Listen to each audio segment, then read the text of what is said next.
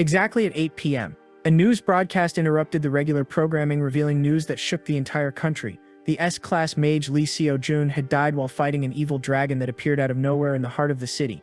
During the battle, he risked himself to subdue the beast, but his fate was sealed when he tried to defeat the monster called Cruis. The young mage, who was only 25 years old, had won the hearts of the public since he began his career in 2034, solving a series of incidents that turned him into a hero and led the government to decide to build memorials in his honor across the nation. While people were consumed by sadness and disbelief upon hearing the news of his death, a young man isolated in a dark room turned on the television, but the device was turned off by his trembling hand. The boy seemed to be in shock, murmuring to himself that it didn't make sense. He collapsed on the couch, powerless, while reflecting on how the true hero of the story could meet his end like that. Despair was written all over his face as he tried to convince himself that all of this was nothing but a big lie. The nostalgia of Lee Seo-jun's face surfaced in his mind, that extraordinary mage who always stood out in battles and enchanted everyone in his era. Deep down, he knew that this former classmate of his was the protagonist of the novel in which their lives were intertwined. A novel that formed the foundation of the world they existed in. He believed that if the original plan followed its course, there would be a happy ending and a chance to return to his true home.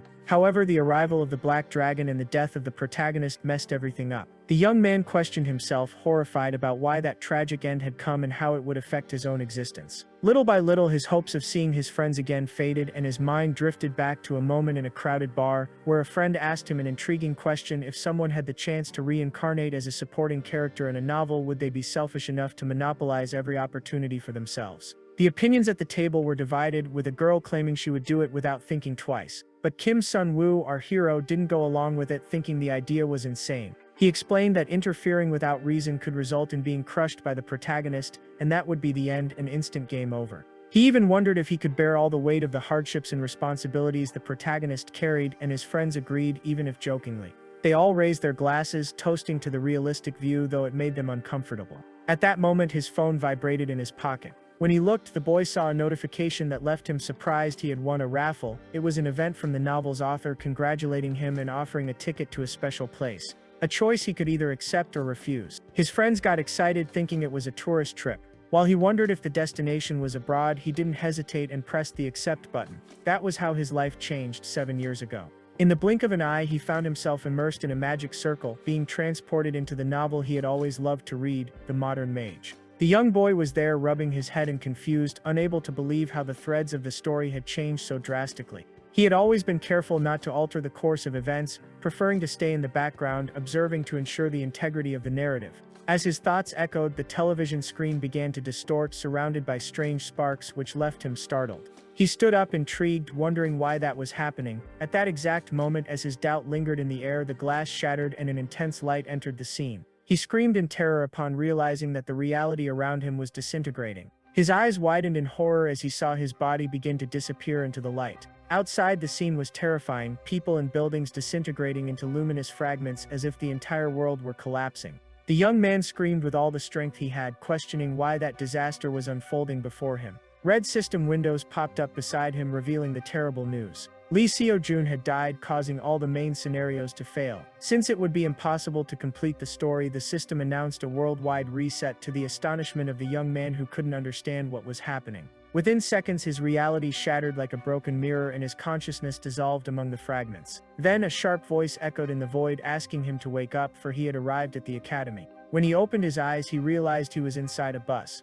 The driver, impatient, told him to get off, even though he was already late. He stood up, hurrying, but was shocked when he heard the word student come out of the driver's mouth. He rushed off, perplexed, since he was sure he had been in his room just moments ago. How had he woken up on a bus? He looked down at his feet as he walked, questioning whether all of that had been just a dream. If not, what could explain such a situation? When he raised his hand to block the sunlight that disoriented him, he was faced with the imposing Korea Magic Academy. Not just any building, but the one where he had graduated years ago.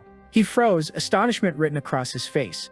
After all, the year was 2032, exactly 7 years earlier. Looking at his uniform, he realized the truth that struck him hard. He had gone back in time, 7 years into the past. In the Great Hall, the loudspeakers loudly announced the welcome to the new students, calling them to take their seats for the beginning of the ceremony. He walked through the crowd, dizzy, murmuring that he was about to go insane with all that strangeness. He looked around from left to right, noticing that every little detail matched exactly what had happened 7 years ago. And thus, the truth settled in: he had really gone back to the past. While trying to absorb the situation, the most critical question imposed itself in his mind: why had Lee Seo-jun died in the future? According to the original novel, his death during that battle should not happen for any logical reason. The entire dragon attack and its monstrous fury were perfectly aligned with the narrative's flow, and the protagonist was supposed to defeat it after an intense fight. His gaze became serious and suspicious, leading him to believe there was a hidden reason for the protagonist's death, something not mentioned in the story. He let himself fall weakly onto a seat in the middle of the hall, whispering to himself in despair that he had no answer for what was unfolding before him. Kim Sun-woo, sitting there, sank into deep thoughts about the terrible consequences that would occur if Lee Seo-jun died again in this life. He intensely questioned whether he would have the chance to return to the past once more, or if this time the world would come to its end. He reached a clear understanding: Lee Seo-jun could not die under any circumstance. With a clenched fist and firm determination, he decided it was time to act, even if his main focus was only to return to his original world. Looking at Lee Seo-jun in front of him, he made the decision to prevent his death at any cost. To achieve his goal, he knew he needed to ensure that the novel's plot followed its course. Thus, he began to put his plan into action. He approached the protagonists, waving to the girl beside him, greeting her with a friendly smile. That was Yuna, the second-best student in the second year. She stared at him with indifference and in a harsh tone asked if he knew her, complaining about his attitude, as if she already recognized him, though they had barely seen each other. He was perplexed by her coldness, and when she demanded him to speak, he stammered that he had nothing to say. Annoyed, she turned her gaze away, telling him to stop staring at her. Kim Sun-woo, with a nervous smile and a drop of sweat on his forehead, realized that approaching that elite group would not be an easy task. At that moment, the announcement summoned the class representatives to the stage, and 3 students stepped up under the admiring gaze of the audience. The eyes focused on Lee Seo-jun, the champion of his class, and many compliments arose about his impressive aura and direct training with President Kim Jin-chul. Lee Seo-jun was already a famous figure, even as a student, since the novel The Modern Mage revolved around him, a hero with superpowers who did everything alone. In addition, the best student of the first year appeared, radiating beauty. Looking perceptively, Kim Sun-woo noticed that her smile was completely rehearsed. Her true goal was control. As for the third student, the senator who had ranked first for 3 consecutive years, he seemed surprisingly ordinary. Kim Sun-woo admitted that he knew little about this student, who had a minimal role in the original novel. The 3 stood up for the student oath, and the tension rose when Kim Sun-woo noticed Yuara's intense gaze fixed on the stage. He took the opportunity to score some points with her. Then aloud he said that it was truly a pity. Yuna turned, her eyes shining, and asked if he was referring to her. He confirmed, and she, with sarcasm on the tip of her tongue, wanted to know what was a pity. He sincerely pointed to the stage, stating that he believed she was better than those who were up there. Her expression froze, and with disdain she mocked him, asking what he understood about magic, since he had never seen her use it. He stepped back, stammering that he hadn't seen anything, and she scolded him for speaking about something he didn't understand. But he didn't let himself be intimidated and surprised her with a calm reply, looking into her eyes, stating that he could tell just by looking. That left her in shock. With a confident smile, Kim Sun-woo tried to win over Yuna, claiming he had an intuition that never failed. However, her reaction was unexpected. With disgust, she asked if he was mocking her, to which he jokingly denied, making the situation even more tense. She let out a sigh of exasperation and turned her face away, ignoring his attempt, making him realize that his approach was not working. He decided to change the subject and suddenly asked if she was worried about her career, which startled her and made her wonder how he knew that. Observing the name tag on his chest, where it read Kim Sun-woo, she had a flash of recognition and said coldly that she remembered him, but sternly warned him never to speak to her again. Kim Sun-woo was stunned and embarrassed, aware that he had failed miserably in his mission to get close to the important students. Meanwhile, the new semester began, inaugurating the leveling test, a tradition similar to a presentation ceremony, where students showed their true abilities to the entire school. Tension lingered among the students. One of them expressed his extreme fear to a classmate, thinking he would be a complete failure compared to the others, while the other tried to comfort him. In contrast, Kim Sun-woo observed everything, holding a confident smile and considering those students adorable, but keeping his focus on a single goal, placing himself among the top 10 of the second year. His confidence came from his previous life, where he had received offers for Class B, so he knew that settling for a mediocre level would be a disrespect to his pride. Yuna noticed the peculiar smile on his face and wondered what was going on with him. When it was time to demonstrate their abilities, the first-year student began to use her magic. She destroyed the training dummies with devastating blows, leaving a trail of destruction. The other students were impressed. The girl displayed a level of power that far surpassed her age, and her abilities were considered insane. Following her, Yura was called for a presentation. With confidence, she released a fireball in her hand, resulting in a colossal explosion that reduced her target to ashes in a matter of seconds, astonishing the audience with her capability, and leaving everyone wondering if she really belonged to the same age group. A student commented that Yura was considered a legend in her own right, but her brilliance was always overshadowed by Lee Seo-jun, whose skill was that of a professional mage. When Lee Seo-jun performed, he unsheathed his sword with a blinding gleam, moving with impressive speed among the dummies, dismembering them with skill and precision. The dummies fell to pieces, leading the students to applaud ecstatically, and Kim Sun-woo couldn't help but notice the signs of frustration and jealousy on Yura's face. Despite the thunderous performance, she felt oppressed, as the first place was invariably always taken by Lee Seo-jun, a true level of mastery that caused her constant discontent. Finally, the teacher called the second-year student from Class A, Kim Sun-woo. He stood up enthusiastically, a wide smile on his face, announcing that it was his moment. The teachers, intrigued, didn't remember him well due to his weak presence the previous year. Even the class instructor had difficulty recalling him. A teacher reviewed the records, and noticed that he had a talent for enhancement magic, but was puzzled to see him unarmed, with no weapon to amplify it. The teachers assumed he might have changed his specialization to manifestation magic, something other students often did. As Kim Sun-woo stood firm before the dummies, he began to gather blue energy in his hand. The teacher murmured regretfully about students who chose what they liked instead of truly mastering their skills. While the teacher made remarks about the student's appearance, which seemed more ordinary than expected, her colleague agreed but soon noticed something strange. Suddenly, energy began to gather in Kim Sun-woo's hand, swirling at an impressive speed, making everyone wonder if he was using the compressed manifestation technique. That was only the first step in manifestation magic, but it required a sophisticated technique to control mana and release it with precision. A skill even veteran mages generally avoided, which made the scene even more extraordinary. Astonishment and surprise were stamped on the faces of Yura and even the notable mage Lee Seo-jun.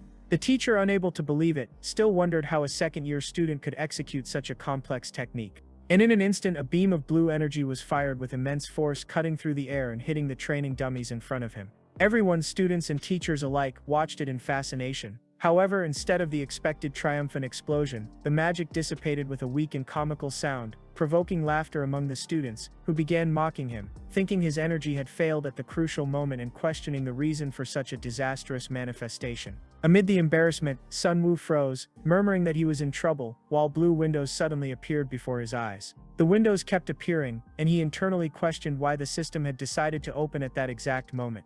Later, already in his room, he couldn't help but sigh in relief, surprised that this window had appeared unexpectedly. In his previous life, the system only revealed itself at specific times, and he wondered why it had changed. His mind went back to the leveling test, when messages appeared before him. The system revealed that the benefits for intruders were unlocked, and that access to the system had been fully activated. He received the achievement Second Round of Life, and as a reward gained 3,000 points, in addition to a peculiar achievement called Clown Talent, which granted him another 5,000 points. The system calculated that 232 people remembered his face, which earned him another 1,000 points, while he hid from the students' mockery. To his surprise, the famous Lee Seo-jun, along with 4 other main characters, showed interest in him, granting another 3,000 points. Sitting on his bed, he couldn't believe how he had accumulated 10,000 points so quickly, but realized that to use them, he needed to unlock all the intruder benefits. These privileges were exclusive to him, as someone who had been transported to a world where the achievement system was in operation, allowing him to check information through the windows that appeared. He could accumulate points through achievements and fame as he became more well-known. What most caught his attention was the point shop where he could buy traits, abilities, and items. He thought that this system was quite unbalanced and unfair. Despite the satisfaction he felt in accumulating points, the title Clown Talent bothered him. He imagined the scene of himself dressed as a clown amid the laughter of his classmates. Then he remembered a crucial piece of information. At that time during his past, he had a severe lack of mana, which explained the failure and shameful dissipation of his magic. Even so, he had never received such attention in his 2 lives and had earned points, although the clown title still made him uneasy. So he decided to satisfy his curiosity about his current power, and asked to view his status window. With that, the window appeared, showing his name and accumulated points, but the real surprise came when he saw his pitiful attributes: only 42 health, 34 strength, and 21 mana. He widened his eyes in astonishment, wondering where all his previous investments had gone. Upon realizing that his attributes had been completely reset, Kim Sun-woo shouted in despair, becoming aware of what had happened and thinking about how long it would take to recover his capabilities that had now returned to 0. But then a light of understanding shone in his eyes. He realized that now he had an incredible chance to redistribute his points and develop his abilities in any way he wished. He recalled the 4 types of magic that existed: enhancement, manifestation, support, and summoning. He chose manifestation as his specialization simply because he thought it was cooler and more appealing, even though he was aware that his motivation was somewhat superficial. With that in mind, he prioritized increasing his mana attribute. At that exact moment, the system announced that 350 people now remembered his figure, granting him another 1,000 points as a reward, and he was stunned, wondering how that number had increased so quickly in such a short time. Then everything made sense. His clumsy behavior during the test, like a clown, was the reason for the sudden fame and the rise in points, which he considered a beneficial situation. Soon excited, he raised his thumb, seeing it as a fantastic and tremendous opportunity. He hadn't finished thinking when another window appeared, informing him that the number of people who recognized him had reached 400, earning him another 2,000 points, and he was shocked, not understanding how it was possible that more people than all the students in the school knew who he was. He then grabbed his cell phone and accessed the online community of the Academy's Great Wise Forest, where he discovered the reason for all the commotion. A video titled "Scandal of the Crazy S-Class Mage" was spreading like wildfire, and the comments were filled with mockery and accusations of corruption and bribery to enter the Academy. Despite the embarrassment the video caused him, another 5,000 points appearing in his account made him smile with satisfaction. Sunwoo wished that more people would watch that video to increase his points even further. He focused on the device, eyes gleaming with greed, planning to use those points to purchase a specific item he had long desired. The next day, upon entering the academy, regarding the viral video, the students murmured around him, immediately recognizing him. He remained calm on the outside, but internally he encouraged them to keep talking, since the view count had surpassed 1,500, which meant that his patience over what happened the previous night had paid off. As he recalled the insults accusing him of weakness and ineptitude, he laughed uncontrollably, overwhelmed with immense joy upon realizing that, thanks to those criticisms, he had earned another 5,000 points. When he opened the classroom door, a sudden silence fell, soon broken by whispers that spread again about him. Suddenly a student spoke up, pointing at him and calling, "You there?" The blonde-haired boy approached and roughly placed his arm around his shoulder, mocking his funny performance from the previous day and how hard he had laughed because of it. With the group's laughter in the background, another student teased, sarcastically suggesting how his mana had run out so quickly and implying that his family had bribed their way into the academy. Sunwoo immediately recognized that student. It was Park In-hwan, who played the bully in the original story. Irritated, he sighed, realizing that getting involved with that kind of person would only bring him trouble. He tried to ignore them, but Park In-hwan didn't leave him alone. They squeezed his shoulder and brought their faces close threateningly, giving him the nickname Troublemaker and ordering that whenever they called him Tsuki, he should run immediately. Otherwise, his school life would become a real hell. Before the situation escalated, a calm and firm voice was heard, asking Park In-hwan to stop. Everyone turned and saw Lee Seo-jun, who wore a stern expression, scolding the bully, and reminding him that he had already warned him about bothering others. Park In-hwan, visibly irritated, backed off, mocking the genius who tried to be a hero, throwing sarcastic comments about ordinary people obeying in silence. With threatening looks, Park In-hwan ordered their group to leave, saying, "Let's go," leaving behind an atmosphere heavy with tension. The students in the hallway whispered among themselves as Lee Seo-jun turned to Kim Sunwoo, asking with concern if he was all right. Sunwoo quickly replied, thanking him. Lee Seo-jun continued the conversation to confirm who Sunwoo was, mentioning the viral video that had circulated the previous day. Sunwoo gave a nervous laugh, trying to pretend everything was fine, but inside he felt deeply embarrassed, wondering how he would face this humiliation as the video continued to spread. Sensing Sunwoo's anxiety, Lee Seo-jun tried to calm him, stating that there wasn't much to worry about, since the blame lay with the treacherous person who had posted the video, not with him. When Lee Seo-jun was about to leave, Sunwoo stopped him, calling him by name with a serious expression and surprising the hero with an unexpected request to join his team. Sunwoo's eyes gleamed, thinking that this was the perfect chance to be on the same team as the prodigy of the semester's first class. However, Lee Seo-jun showed signs of surprise and disapproval, questioning why he would choose him. Sunwoo stepped closer with a mischievous smile, whispering that this alliance would also bring benefits to Lee Seo-jun. Lee Seo-jun, thoughtful, remained silent for a while, scratching his chin as he tried to understand that strange proposal. But soon he raised his hand, apologizing with a diplomatic smile, and confessed that he had never considered him as a team partner. Sunwoo didn't let that discourage him and quickly spoke about the two good reasons that made it essential for Lee Seo-jun to join him. Curious, Lee Seo-jun asked what those reasons were. Sunwoo confidently raised one finger and explained that he held the last position in the entire second-year class. Lee Seo-jun let out a sarcastic laugh, asking if that was really a valid reason to form a partnership.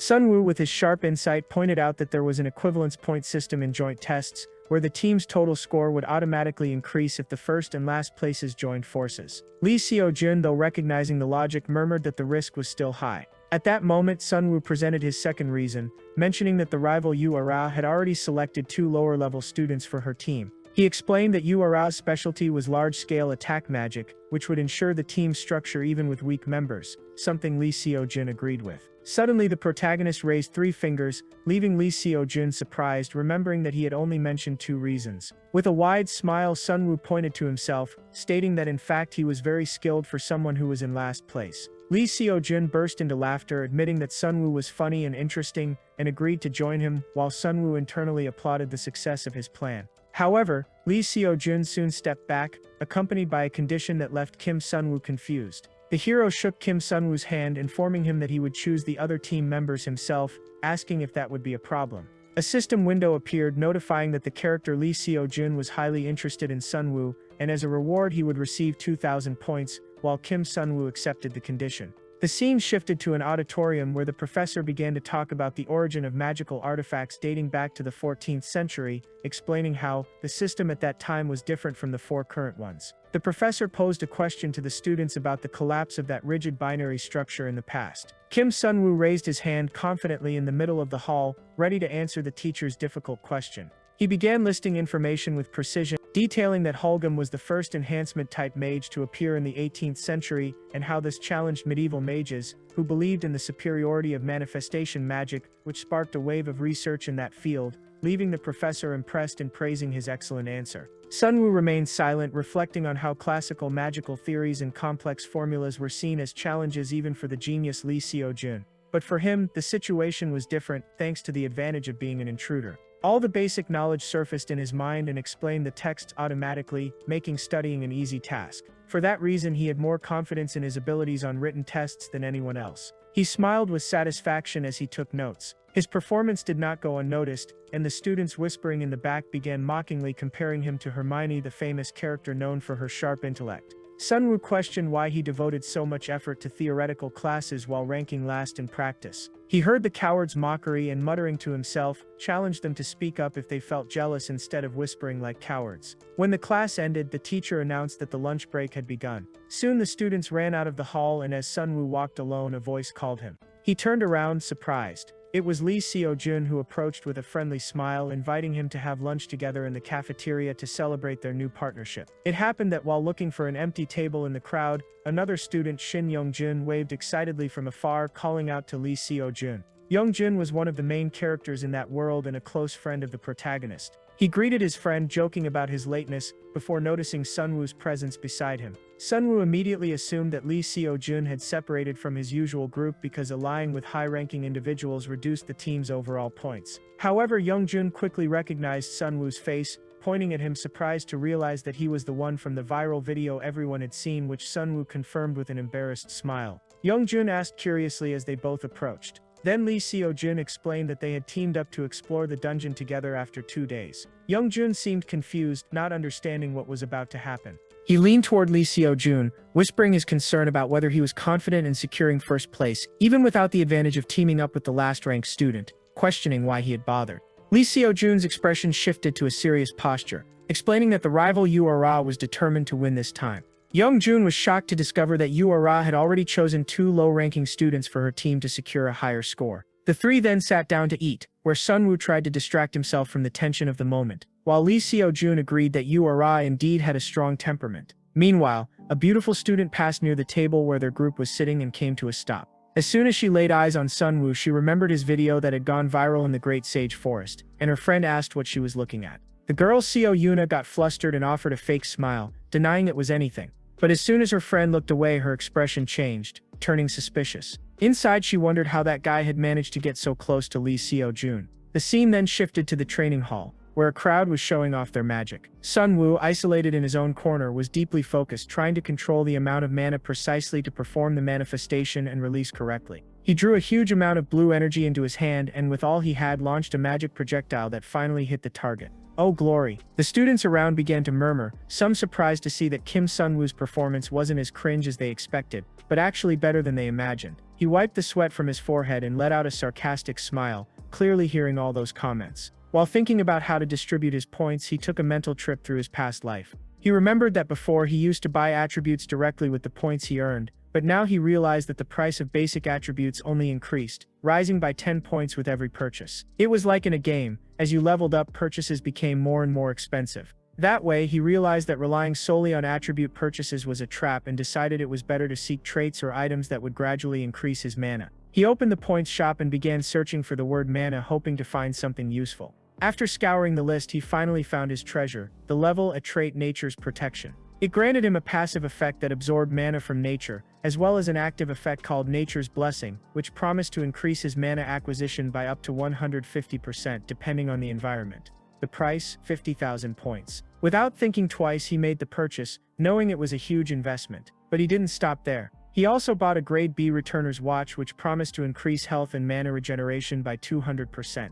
To get the necessary points, he had to sell the Grade A Cooking Master skill he had carried since that life. Despite a bit of regret, he was confident that the trade would be worth it. With the combination of Nature's Protection and the watch, his progress speed was now much faster than when he had gone back in time. At that moment, the phone vibrated, and he was surprised not to have received his usual calls. When he opened it, he came across an invitation to a chat group called Group 3. The members, Yoon Jin Tai, Lee Seo Jun, Yoon Ha-young, and Ji Hyuk. Sun-woo was confused since he only knew Yoon Ha-young, but remembered that she would become a key character later in the story. For now though, she was still unaware of her full potential, so her role in the plot was quite small. Lee Seo Jun started the conversation, asking each one to report their magical specialization. The responses began to pop up. Ji Hyuk was support, Yoon Ha-young was ice manifestation, while Yoon Jin Tai was enhancement. Then it was Sun-woo's turn, who typed that his specialization was manifestation without a specific element. Ji Hyuk took the opportunity to make a sarcastic joke, reminding everyone that they already knew that because of the viral video. Sun-woo was irritated and embarrassed, gripping the phone tightly as he sent a quick reply justifying that he was only informing. He leaned back in his chair, scheming about the strategy to come. The plan was for Lee Seo Jun to be the main attacker, while the rest of the team provided support. But to guarantee first place, they would need an advantage over Yura's team, and that made Sun-woo very curious about who she had chosen for her group. Meanwhile, on the other side, in the outdoor training field, a student was casting magic as if there were no tomorrow.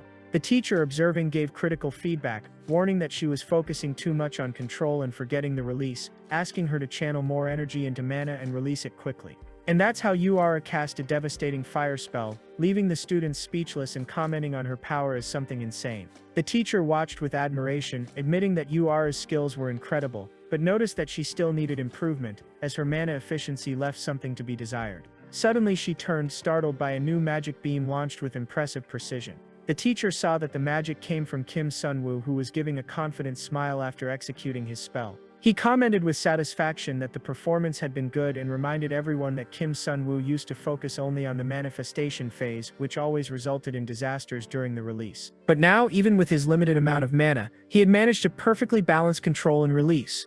Overcoming the mistakes of the past, the teacher observed attentively, noting how rare it was for a student his age to recognize and correct his flaws like that. The professor finally ended the class, thanking everyone for their effort and announcing the end of the training, making the group disperse in relief.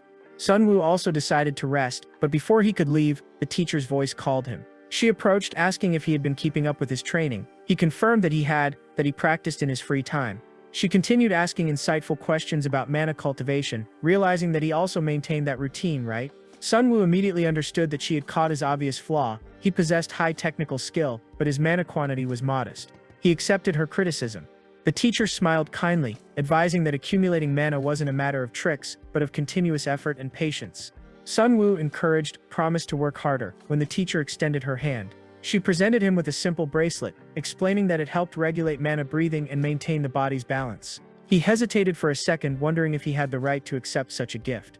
The teacher reassured him, saying he didn't need to worry, since it was just an F-rank accessory she had made for training, and hadn't cost much. Sun-woo sincerely thanked her, promising to use it properly, while she said goodbye and left the area. He walked down the hallway, delighted with the unexpected gift he had received. But suddenly he spotted Yura leaning against the wall, staring at him with a gaze that seemed to pierce through his soul. The tension was palpable when he decided to try to break the ice, asking in a playful tone if now he could finally talk with her, since earlier she had asked him not to ask questions. But instead of playing along, she got straight to the point, questioning the truth about him joining Lee Seo-jun's team and how she knew about it. With vehemence that made the atmosphere heavy, she accused him of trying to take advantage of the top-ranked student's fame to climb the hierarchy, making it clear that the position of prominence was hers no matter the cost. After that, she gave him a disdainful look, telling him to be more realistic, and walked away. Sunwoo was left speechless by her reaction, wondering where so much hostility came from. On Thursday morning, he arrived running at the entrance of the forest, thankful for his luck at having managed to be late. Lee Seo-jun stood there smiling, greeting the team and commenting that it was the first time everyone was together, encouraging them to give their best this semester. The group got excited and cheered, but Ji-hyuk, with a sarcastic smile, made a comment about how strange it was to see the first and last ranked students together. Ji-hyuk then turned to Sunwoo and asked if he would be able to keep up with the group, reminding him that he had failed to cast a single spell during the last test. Sunwoo shot him a cold glare, realizing that Ji-hyuk was provoking him. Jeong Jin-tae, amid the tense atmosphere, intervened with a light laugh, saying that since Sunwoo had been brought by Lee Seo-jun, he would take care of him. The protagonist looked at Ji-hyuk with contempt, realizing that he was counting on Lee Seo-jun for any success without lifting a finger. Right at that moment, Yoon Ha-young appeared, with a friendly smile, asking Lee Seo-jun how he was, while Sunwoo thought about how far he still was from truly standing out. The team's formation was completely different from what he had expected. As the team walked together, Sunwoo's anxiety grew, wondering if the test would go smoothly with those people. His thoughts were interrupted by the teacher's voice, who began explaining the details of the dungeon exploration. He explained that the class would be divided into morning and afternoon shifts, and since it was the first day, they would only reach the first basement floor. The teacher also clarified how the evaluation system for the test would work. The first criterion would be speed in completing the dungeon. The faster the team, the more bonus points they would earn. The second criterion was the adjustment score, explaining why Sunwoo had undoubtedly chosen Lee Seo-jun. The higher the individual points of top-ranked students, the worse it would be for the rest of the team. Finally, the third criterion involved contribution, where artificial dungeons offered a system that rewarded extra points based on each student's combat performance. The team was excited, celebrating what awaited them. The teacher asked them to form their teams, emphasizing the importance of staying safe. In the monitoring room, Professor Jang arrived late and saw that all the other teachers were betting on which team would achieve the best scores. Curiously, most were betting on Yura's team. Jang found himself forced to pick the same group, which caused overall frustration due to the lack of competition. Suddenly, the teacher who had given Sunwoo the bracelet raised her hand with a confident smile, declaring that she would bet on Group 3, led by Lee Seo-jun. Jang was surprised by this choice, recalling that although Lee Seo-jun and Yura were both leaders, the level of the students on their teams was not the same. He pointed out that Lee Seo-jun's team was rather unstable, as he focused on enhancement magic, suitable for individual combat, making it difficult to handle a large number of enemies without solid support. Jang still displayed the results on the screen, with Yura eliminating enemies through her long-range magic, having already crossed half of the first floor. Despite all those analyses, the teacher stood firm in her belief in the underdog team's comeback, and invited everyone to watch what would come out of it. Inside the dungeon, Lee Seo-jun demonstrated his worth by taking down a gigantic monster with a single blow. The team advanced full of confidence, led by their strong leader. Ji-hyuk made a comment praising Lee Seo-jun and pointed out that they were already halfway through, sarcastically speculating about who the boss of the first floor would be. He hoped it wouldn't be anything too strong since it was only the beginning. While he speculated, Hayong turned to Sunwoo and asked about his expectations. He in turn calmly replied that a giant wolf would appear. Ji-hyuk interrupted, looked at him suspiciously, and asked where he got that idea from. Sunwoo, hiding his true amusement, replied that he had his methods, though inside he was enjoying the situation. Ji-hyuk burst out laughing, calling Sunwoo a compulsive liar, and kept provoking him, making childish gestures and asking if he was angry. Lee Seo-jun stepped in, trying to ease the tension, telling them to stop fooling around and move forward. Ji-hyuk agreed, but suddenly Lee Seo-jun stopped, eyes fixed on the ground, telling everyone to halt immediately, causing a wave of surprise and questions. The team froze as they saw he had noticed something strange on the ground. Everyone looked down and spotted a glowing blue magic circle, which left them confused as they didn't know what was happening there. Jeong Jin-tae grew uneasy, wondering why that circle was there and whether it could be dangerous, while Ji-hyuk dismissed the idea that the academy would place anything threatening in their path. Kim Sunwoo cautiously approached, kneeling to examine the circle, while Lee Seo-jun warned him to stay alert. Sunwoo, however, reassured him, saying he was just going to take a look. Looking closely, he realized it wasn't dangerous, but merely a barrier. Ji Hyuk, on the other hand, looked doubtful, questioning how he knew it was a barrier. Sun Woo was certain, because in his past life he had already seen the same barrier open before him. So he placed his hand on the barrier firmly to confirm his theory. Ji Hyuk corrected himself, saying that he knew that too. But it didn't take long for anxiety to spread through the team, as they wondered if it meant they wouldn't be able to pass and would have to turn back.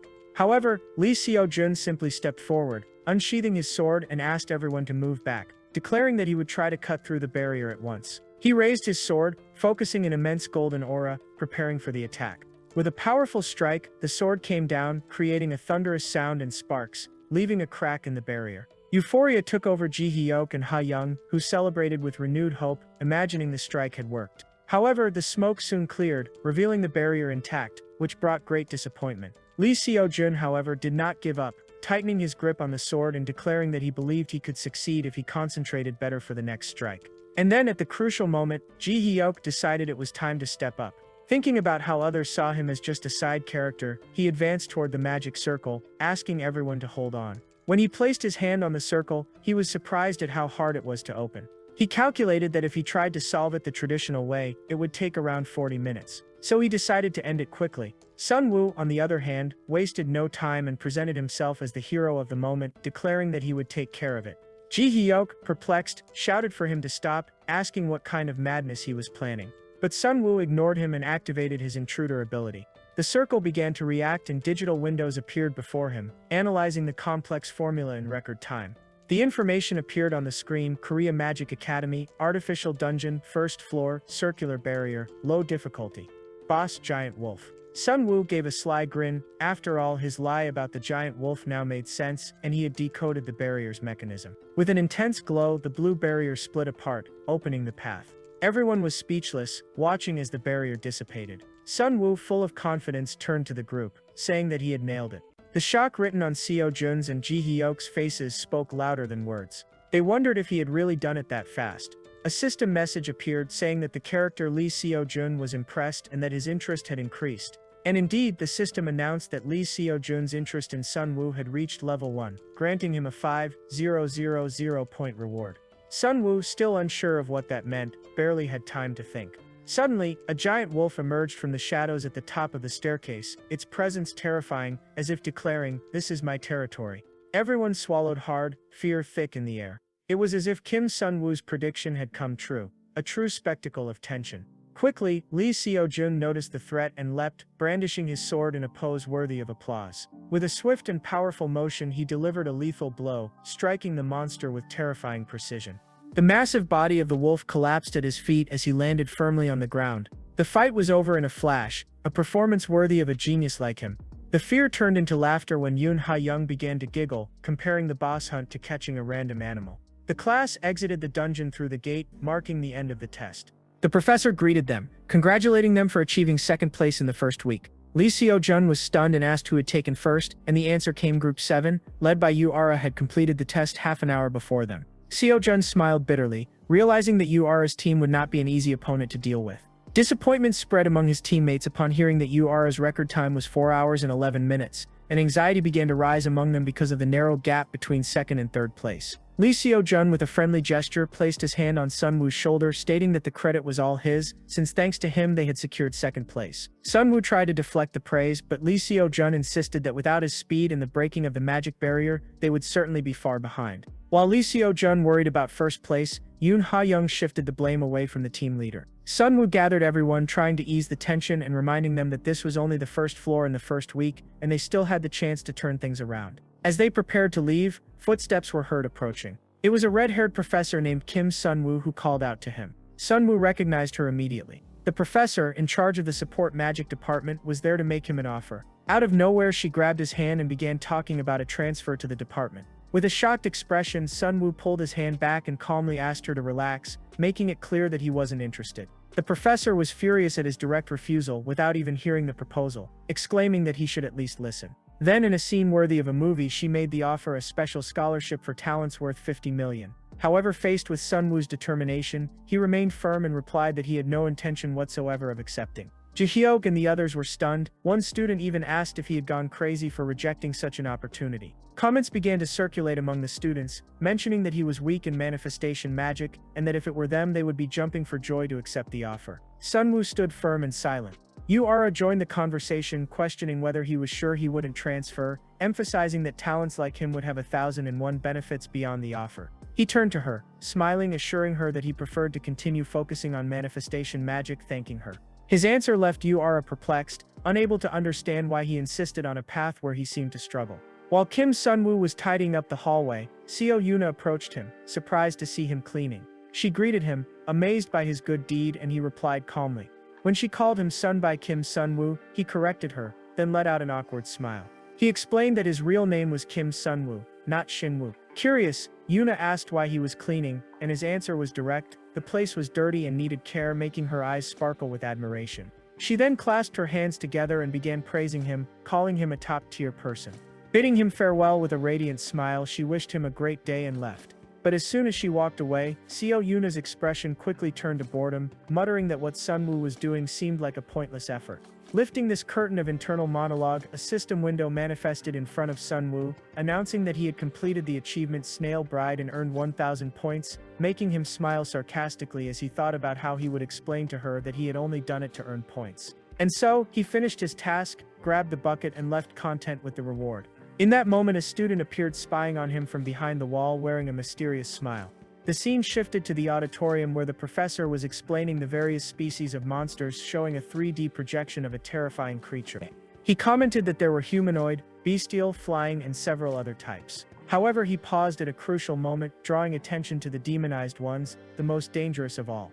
He asked why those beings were so dangerous, and Sunwoo, with the confidence of a gladiator, raised his hand, replying that the threat lay in their inability to be identified as humans except when they decided to drop their disguise or were about to enter a state of devastating rage. The professor made a point of praising Sunwoo for his precise answer, emphasizing that those demonized beings were the embodiment of evil, infiltrated in society, delighting in human blood and manipulating monsters with their schemes. As he spoke about the difficulty of identifying them without special equipment, Sunwoo began glancing around suspiciously, wondering if one of them might be there disguised among his classmates. He remembered an event described in the original book, where at the end of that week the Demonized would make their fateful first appearance. It was the moment when Lee Seo-jun, even as just a student, would defeat the enemy and become a headline hero. Although he believed Seo-jun would handle it, the anxiety wouldn't leave him alone.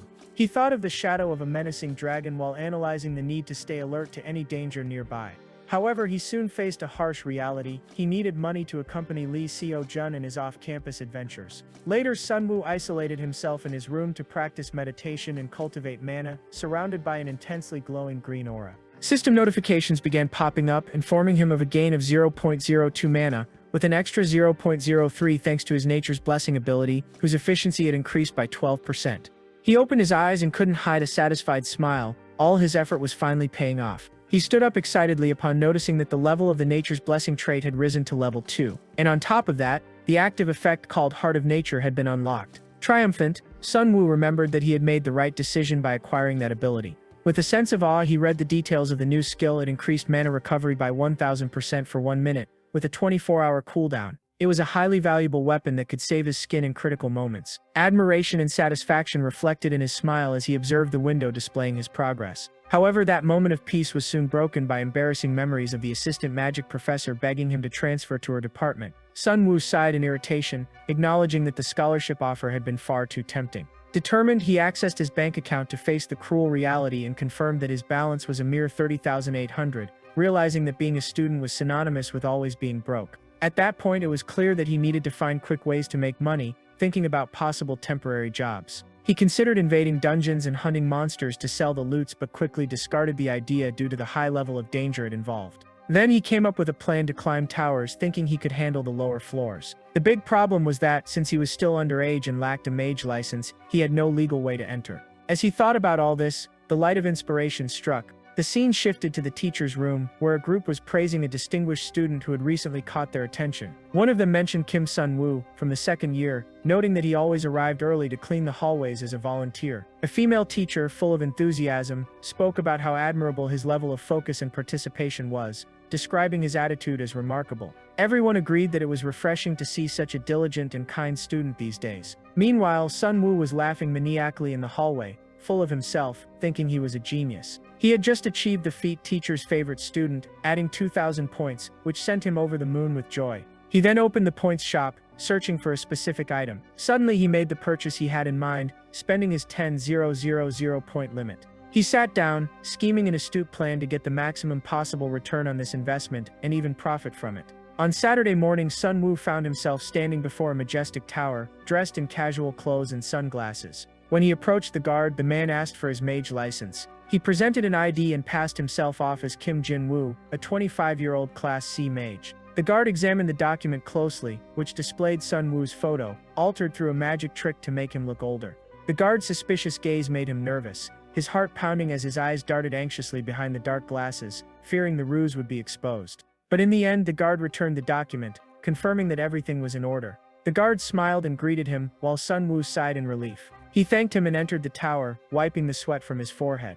The boy was grateful that his identity hadn't been discovered, and glancing at the document he had purchased from the points shop days earlier, felt like a genius for having successfully passed as a licensed mage. He remembered the moment he had pressed the button in the points shop to purchase the fake ID. It wasn't just any piece of paper, but a proper license that included a unique magical formula, making it almost impossible to detect. He put on a pair of magic glasses that altered his features, checking himself in the mirror to ensure the disguise was perfect. He reviewed his plans in his mind. After finishing his business in the tower, he would head straight to the Han River, where Lee Seo-jun was preparing for a fight against a feared monster. At exactly 9:30 a.m., he passed through a colossal gate, and the system registered his entry as Kim Jin-woo into the Tower of Trial. He stopped on a magic platform to teleport, where the window revealed that he could access up to the 27th floor, asking which destination he would choose. He chose the 10th floor, to which a notification appeared, warning that the floor had already been cleared previously, and that rewards would be reduced. With a confident smile on his face, he ignored the warning, since his true goal wasn't the standard reward everyone else sought. The light flared, and he was transported through the portal, which functioned as a practical means of moving between floors. Many different types of towers existed in that world, and their difficulty varied according to the strength of the monsters and the complexity of the challenges within. Sun Woo arrived on the 10th floor of the Tower of Trial, a tower that was part of an ancient side story in the original novel. Even though it was a lower floor, several guilds hesitated to challenge it because of its unusual structure and complex nature. He had barely taken his first steps when a large monster with 3 glowing red eyes emerged from the shadows. A brute of a creature attacked Sun Woo fiercely, but he, like a true mage, was already prepared. With a snap of his fingers, he cast his spell, and in the next instant the beast was sent flying. He noticed that the monsters there were quite weak. A notification even appeared saying he had completed his first hunt and would receive 1,000 points. He wiped his hands, admiring the situation. He looked around, a wide smile on his face. Now he understood why guilds avoided this tower. The monsters might be weak, but the place was a true maze of traps and high-level magic formulas, a perfect playground for his abilities. He checked his watch, thinking he had enough time to clear everything and still make it to his appointments. Meanwhile, in the crowd near the Han River, Young-jun and Lee Seo-jun were surrounded by people. Young-jun suggested taking a selfie, surprising Seo-jun. The hero hesitated a bit, but before he could escape, he was already being pulled into the shot, capturing the moment. Back in the tower, Sun Woo bid farewell to another monster which dropped a bright red magic gem. He whistled, impressed by his luck. He picked up the gem and, grateful, thought that at least it would cover his transportation costs. He stopped in front of a seemingly normal wall, but experience told him something important was hidden there. He placed his hand on a strategic spot, and as soon as he touched the surface, a radiant light burst forth and a notification appeared. The barrier-breaking specialist achievement had been unlocked. A secret door opened, revealing 2,000 extra points as a reward. Sun Woo entered the hidden floor of the Tower of Trial, known as the World of Fantasy, where the aura of mystery grew dense. A new notification revealed the unlocking of the Secret Explorer achievement, bringing a huge smile to his face. He had finally found what he was searching for. He stood at the center of the secret hall, about to reap the fruits of his persistence, when a majestic statue rose before him, questioning his worth among the ambitious. As soon as it finished speaking, a radiant light suddenly appeared, leaving Sun Woo stunned. The scene shifted to a dreamlike garden, shining with flower fairies dancing around. But despite their cheerful appearances, he quickly realized that the ladies were actually sea monsters in disguise. These creatures might have seemed harmless, but he wasn't fooled. They attacked ferociously as soon as they spotted a human. The boy fired a magic ray at the first creature. He needed to focus, so he channeled mana into his hands, remembering that speed was what really mattered. He used his magic, knocking down the fairies and causing panic among the others watching. But suddenly Kim Sun-woo realized something. He stopped his attacks and approached a magic circle on the floor. He understood that simply eliminating the fairies wouldn't help at all. The real test was to decipher the formulas before him. He activated his intruder benefit trait, making the complex formulas appear and unravel. The words formed before him, challenging him to demonstrate his abilities, and he solved the puzzle masterfully. He smiled upon realizing that his uniqueness lay right there. Then, with magical energy surging, he declared his success and unlocked an achievement recognized by the Tower of Trial, earning a generous 10,000 points.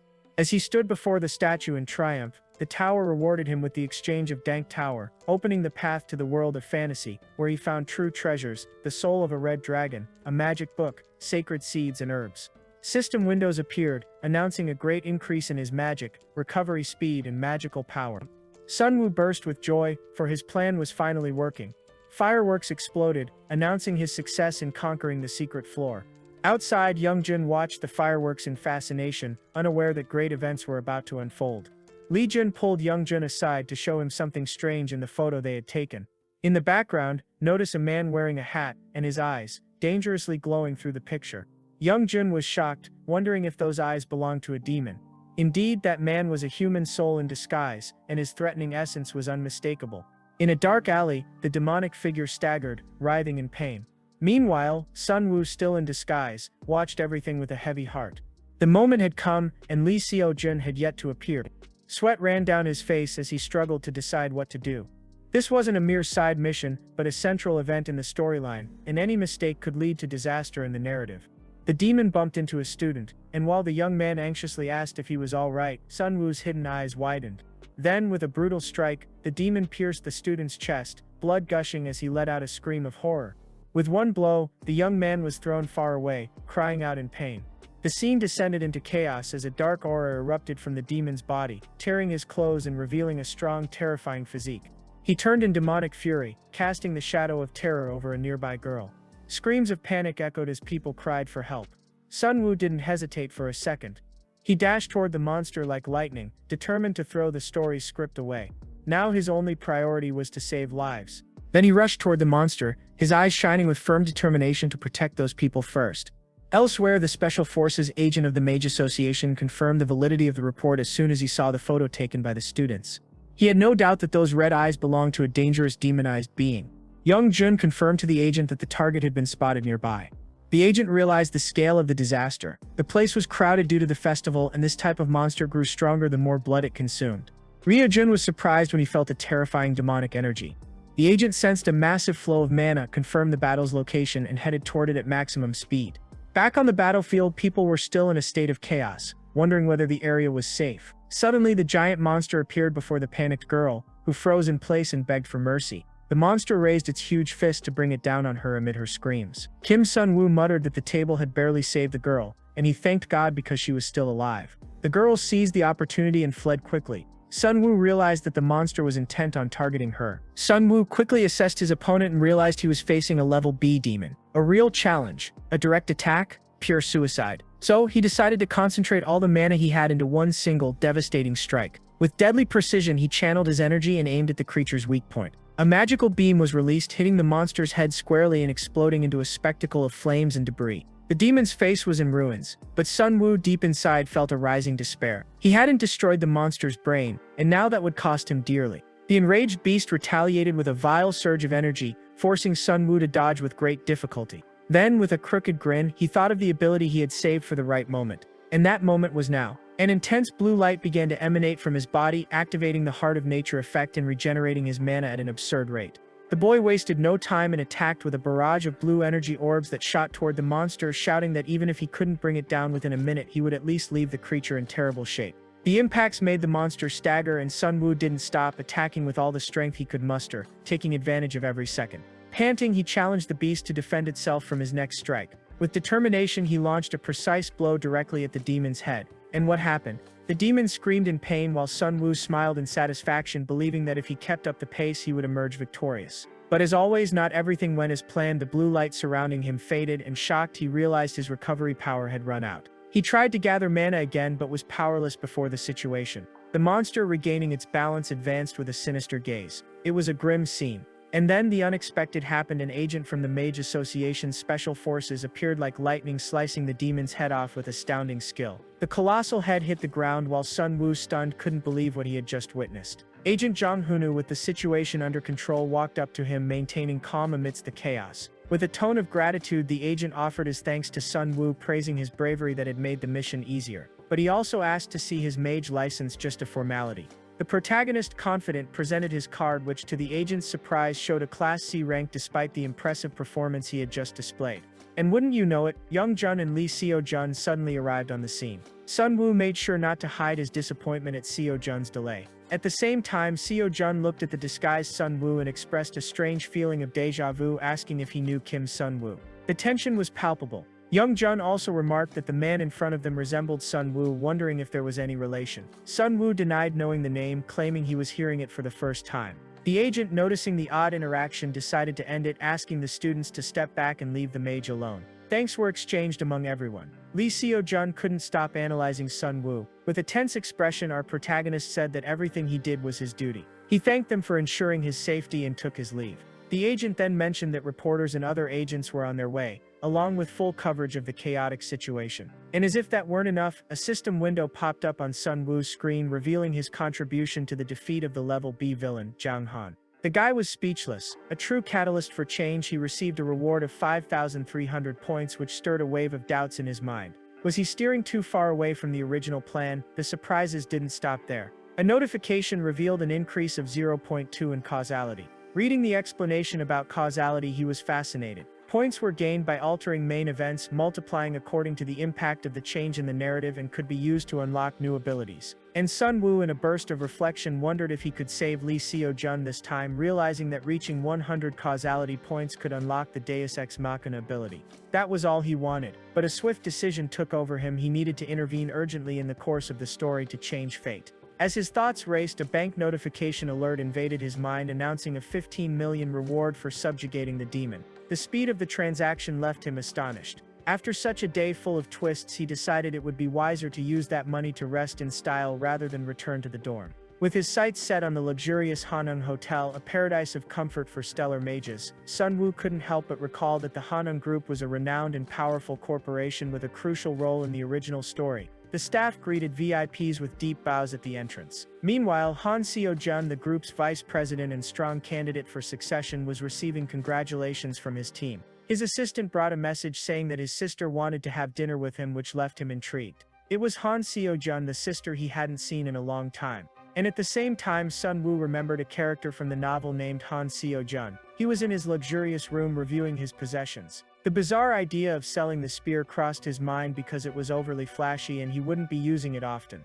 He decided to keep the enhancement scroll, knowing it would be useful in the near future. In Sun Wu's plans, the idea of selling the sacred herb seeds and the 5 herbs was directed especially toward Han Seo-yun. He lay down thinking he would have to wait until the next day to execute his scheme. And when the sun rose, it brought fresh news, with TV channels buzzing about a man who had drawn attention for clearing out the secret floor of the test tower. The report highlighted a deep-water mage who had shocked everyone by defeating an enraged demon at Han River Park, right after leaving the tower. The Mage Association didn't spare praise for the mage Kim Jin-woo, stating that they were considering his promotion. Street chatter was all about how he had faced the demon alone amid total chaos. In the middle of all that, Sun Wu was bombarded with notifications about unlocking the Little Hero achievement. The gratitude of millions of citizens for his bravery resulted in 21,000 points at once, all thanks to a news broadcast. Then he decided it was the right time to stop by Hanung Pharmaceuticals to meet Han Seo-yun, since his identity had in a way been validated. Upon entering the company, there was no way to go unnoticed. The employees recognized him immediately, whispering about his good looks and commenting that his appearance was exactly like the one on TV. Sun Wu couldn't help but smile at this sudden fame as he calmly walked through the halls. But suddenly he stopped abruptly, all confidence replaced by panic upon seeing a specific man in front of him. It was Jang Suji, the Class S mage known as the Sword of the Hanung family. At that moment, Sun Wu wondered uneasily why a man of such stature would be there at that exact time, and whether he had really come for him. With his heart in his throat, Sun Wu took a deep breath and introduced himself as Kim Jin-woo, offering to sell medicinal herbs he had obtained in the tower and asking the director to evaluate them. Inside the office, Han Seo-yun, the youngest of the group, held a branch of herbs while expressing her appreciation for the honored guest's presence. However, her interest in the herbs seemed even greater and more intriguing. She noticed that the herbs didn't have normal mana roots, but a powerful energy emanated from them. With a serious and curious look, she asked how he had discovered the plant's effectiveness. Kim Sun-woo, confident, explained that he had been studying medicine for quite some time. He reflected on the fact that the special herb in his hands wasn't an ordinary plant but a rare medicinal ingredient capable of enhancing the effects of other substances, though it couldn't heal anything on its own. Sun-woo added that the bigger problem was the lack of someone capable of handling the herb, as its processing was complicated and difficult. Han Seo-yoon listened attentively and, though not entirely convinced, acknowledged that the ideal option would be to give the herb to a genius pharmacist and wanted to know if he had any specific conditions to close the deal.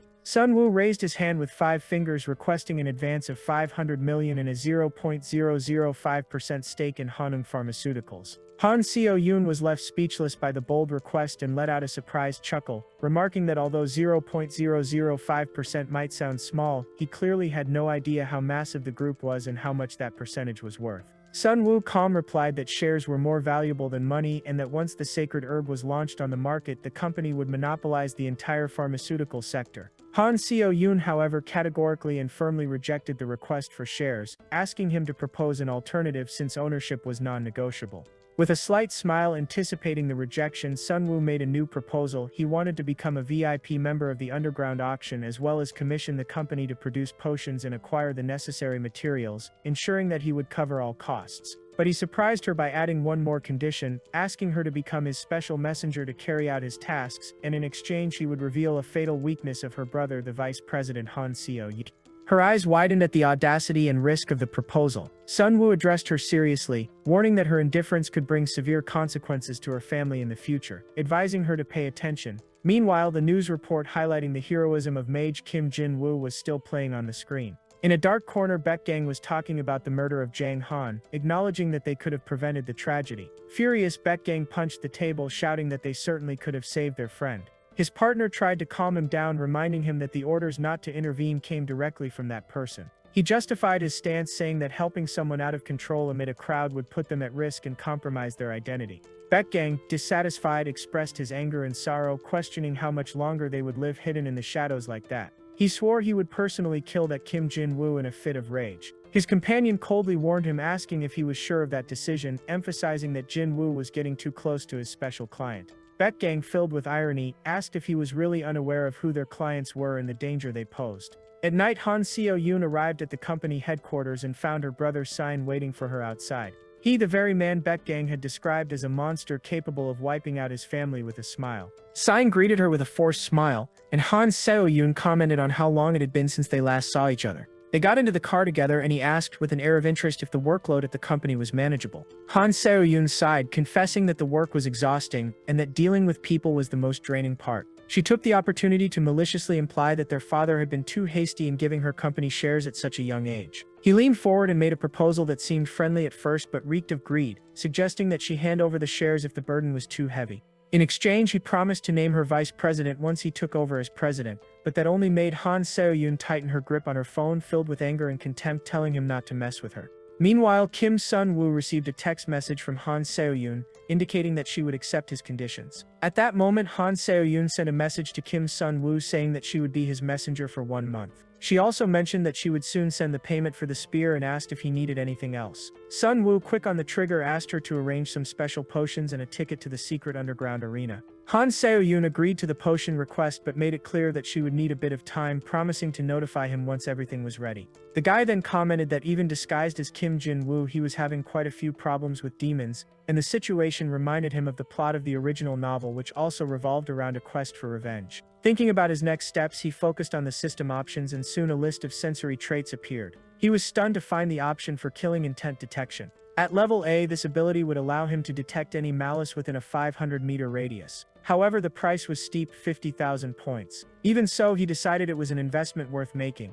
A few days later, Sun-woo, still in disguise, met Han Seo-yoon again. She brought the potions she had promised, an amplified level B mana elixir that would increase mana recovery by 500% for 5 minutes but leave him exhausted afterward. Han Seo-yoon looked at him suspiciously, wondering why such a powerful mage would need a potion like that. Curious, she asked how he knew so much about her and her brother. Sun-woo, with a faintly enigmatic smile, replied that he had his sources regarding her brother's weakness. The information, according to her, was alarming. Han Seo-yoon recalled her brother Han Sein, who had always had a dark side. She had never imagined he would go as far as committing murder. She brought up the conversation he had with someone suspected of being a demon and wanted to know from Sun Woo how he knew about that. He smiled mysteriously, claiming he knew because of his memories from the original novel. Sun Woo also recalled the character Han Seo-yoon, who allied himself with a demon out of greed and eventually became a villain, and he offered to tell her more in exchange for 5% of the company's shares. Han Seo-yoon without hesitation cut him off, telling him to stop joking around.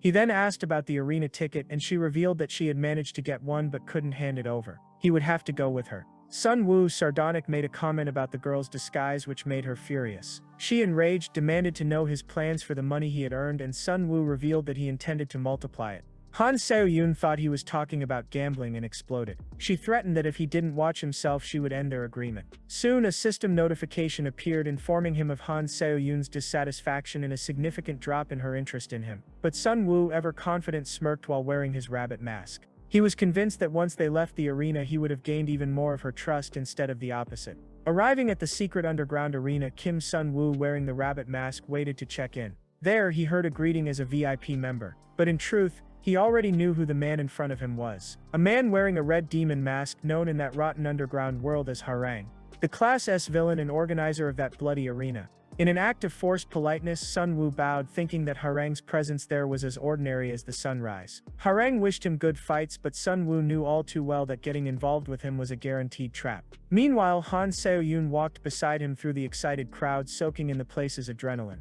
And of course, Sun Woo explained that all that excitement had a very clear reason: the presence of the famous fighter Yang Hongzhou. Curious, Han Seo-yoon asked who he was, and the answer came easily. The guy had been champion for 3 years and his abilities were equivalent to level A. She then suggested that they bet on him, but Sun Woo had other plans in mind, and with a cunning look he explained that if everyone bet on him the return would be miserable. Her surprise didn't go unnoticed, and he assured her that the goal was to get rich, so they should take the opposite approach. When Sun Woo approached the betting window and declared a bet of 530 million on Yang Hongzhou's opponent, Han Seo-yoon's reaction was complete shock.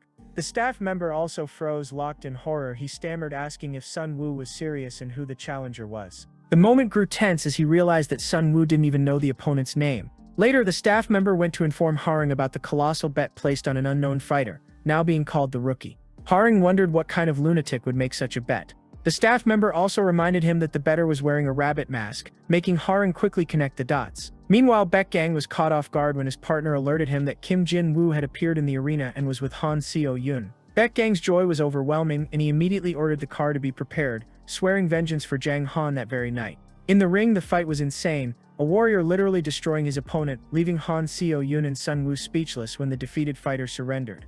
The winner then coldly remarked that he should have done that earlier, while the announcer declared the victory amid a wave of applause from the crowd. However, the audience began to curse the loser, accusing him of having fixed the fight. Someone, furious, even shouted that the former champion could die. Han Seo-yoon was in shock, shaken by the brutality of the environment, realizing that in that arena there was no room for compassion.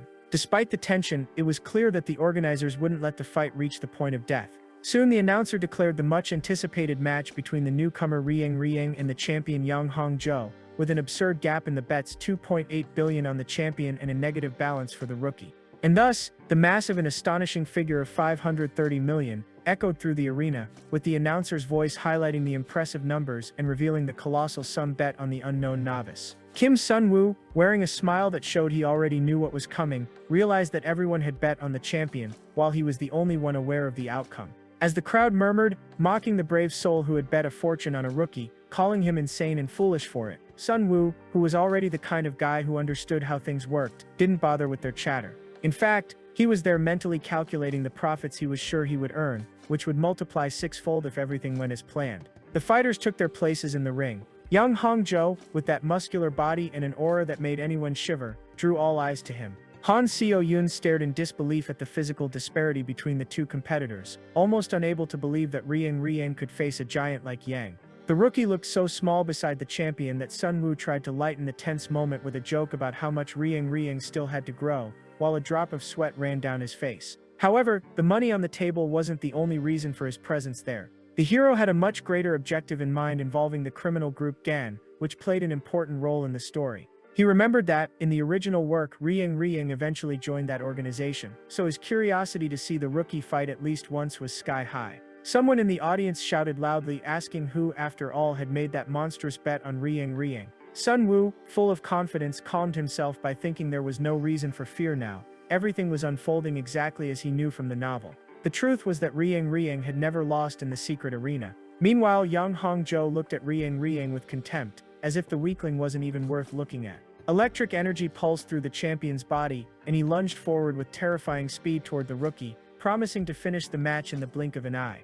Rying barely had time to dodge before taking a brutal hit that sent him flying. The audience was in shock, astonished by how easily the rookie was knocked down. Tension began to spread through the crowd as Sun Woo wondered whether that frail fighter could really win. Outside the gym, a luxury car arrived, and Beck Gang inside was burning with rage. He wanted to enter the venue at all costs but quickly remembered that interfering with one of Harang's events could be the end of him.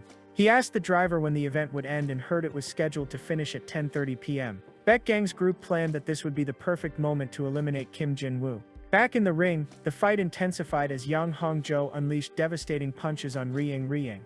He released his fury, flaunting all his energy as he prepared to crush his opponent, who struggled to escape.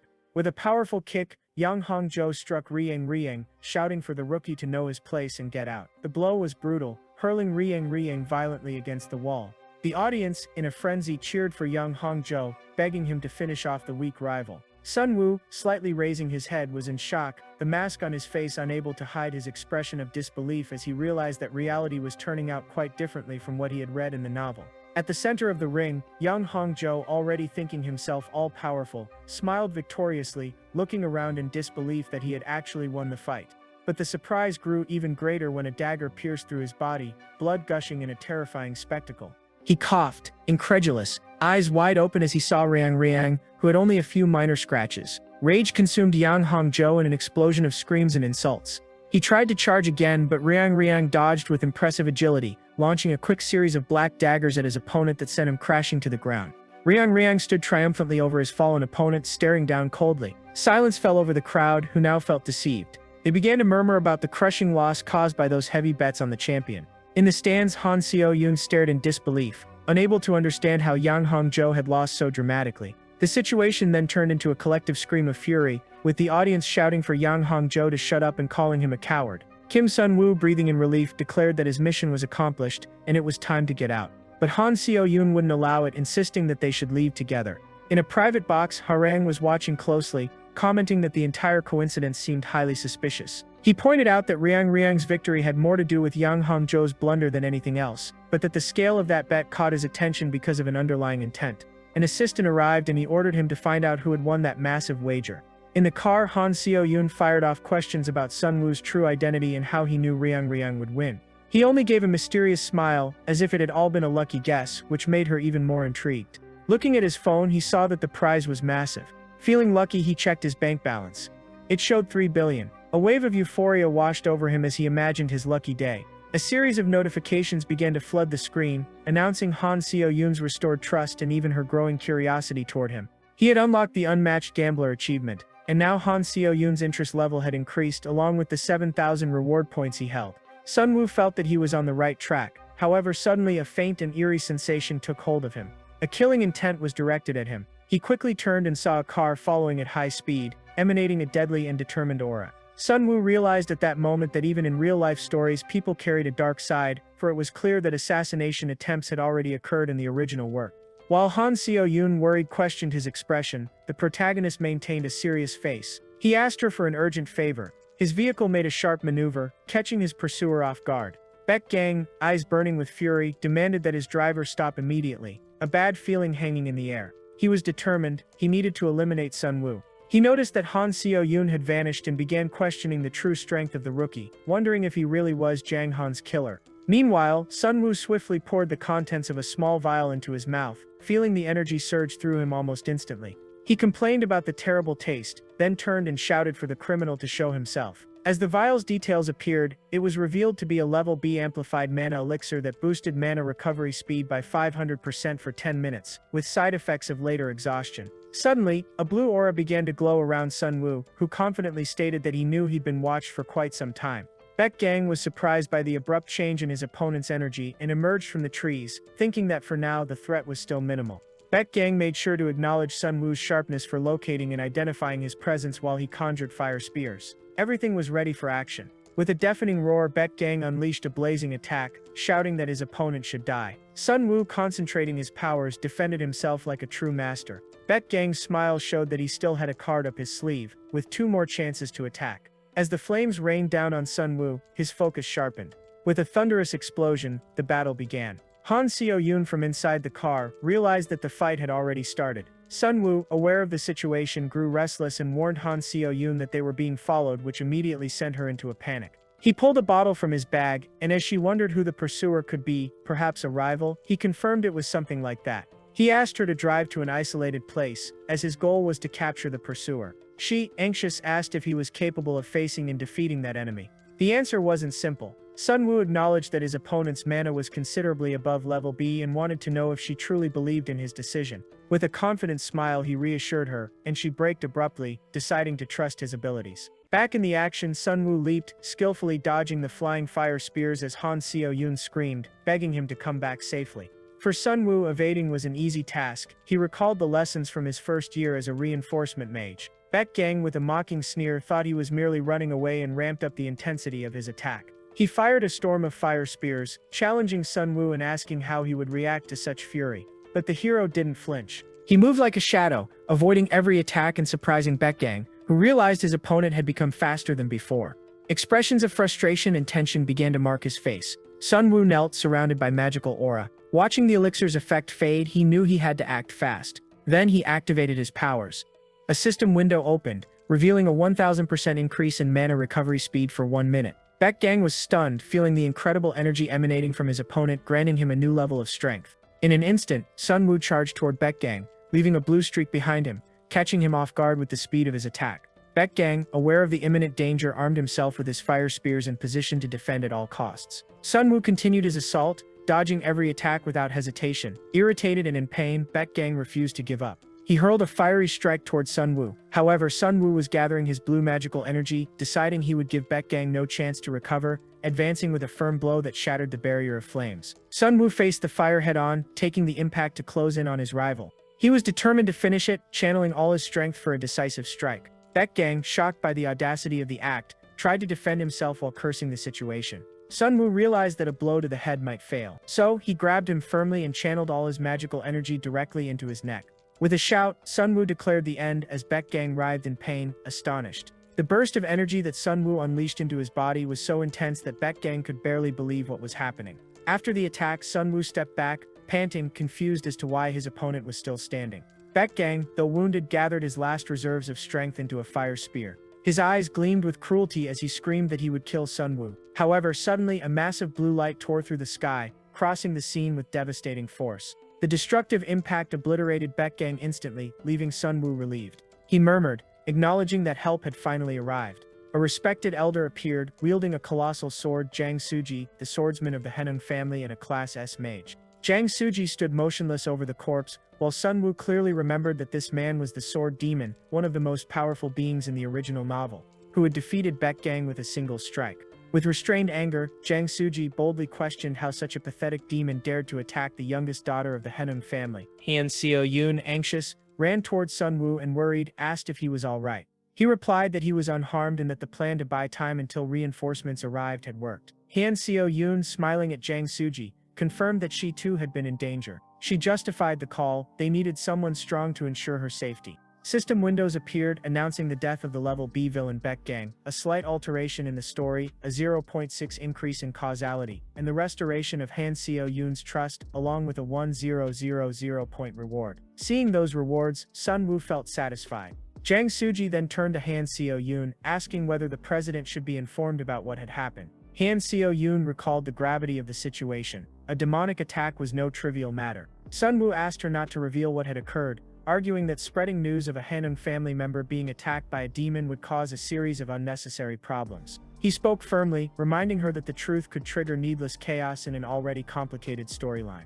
Han Seo-yoon agreed, realizing that spreading the fact would make everything far more complicated. She asked Jang Suji to keep everything confidential between them. The swordsman complied, confirming that he understood. 3 days later, Sun Wu was in his room recalling what had happened when Han Seo-yoon offered him any information he needed as a reward for protecting her. Sun Wu then asked about the release schedule of the sacred herb potion by Hanung Pharmaceuticals. The potion promised to accelerate medicinal effects, and it was expected that the company's value would soar thanks to director Han Seo-yoon's foresight. With his phone in hand, Sun Wu watched anxiously, having invested his entire fortune in Hanung stock, all in anticipation of this moment. The clock read 8:59, just 1 minute left. As the hand struck 9 o'clock, the market opened, the stock index skyrocketed, and Sun Wu couldn't contain his excitement, shouting in euphoria. Watching his profits multiply before his eyes, a bitter memory struck him. In his past life, he had never managed to buy a house, despite exhausting dungeon explorations and slaying monsters. He questioned, bewildered, who in their right mind would think making money could be this easy.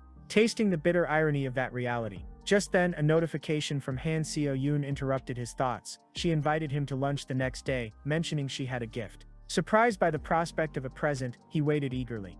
The next day, our protagonist appeared at the cafe and found Han Seo-yoon waiting for him. She justified her early arrival, saying it was just a habit. The conversation began with the surge in stock prices and profits, and she dared to ask how much he had made, guessing around 50 million. But Sun Wu surprised her with the revelation that he had pocketed 3 billion in a single day. She smiled, taking it as a sign of gratitude. Sun Wu, pleased, let out a word of thanks and immediately asked about the gift she had mentioned. She placed a photo on the table, revealing that she had discovered the identity of the Mage who had attacked earlier. His name was Beck Gang, an assassin disguised as a human. And with the seriousness the situation demanded, she explained that her investigation had led to someone who had frequent contact with the assassin, her own brother Han Se-jin. Thinking to himself, Sun Wu had already suspected that Han Se-jin was involved with demons, but he never imagined Beck Gang was one of them. The protagonist made an effort to remain calm, mentioning that the information was intriguing but not exactly the kind of gift he had expected. That prompted her to call him calculating, even after they had both saved each other's lives. Han Se-jin then handed him a small box, explaining that this was the real gift, a gesture reflecting her desire to build a partnership in the future. Sun Wu, curious, asked if everything was all right, especially considering her busy schedule that left him uncertain. She stood to leave the cafe, clarifying that since her brother had ties to the Beck Gang, the source of the attack against her was now quite clear. With an intense gaze, she made it clear that she didn't want to owe anyone favors, not out of gratitude, not out of resentment, but out of vengeance. Watching her walk away, Sun Wu began to grasp the true reality of things. His belief that Han Se-jin had sent Beck Gang to kill her was in fact a grave mistake. He reflected that Han Se-jin would still become a villain at some point, turning into an obstacle in Han Yun's path. Thus, the protagonist concluded that using Han Se-jin to lure her brother Han Se-jin might be an interesting strategy. Then Han Se-jin interrupted his thoughts, addressing him as Mr. Kim Jin-woo. He was momentarily confused and she handed him the gift with a smile, saying she had chosen it herself. Sun Wu smiled back, thanking her, and when he opened the box he found a gleaming silver bracelet.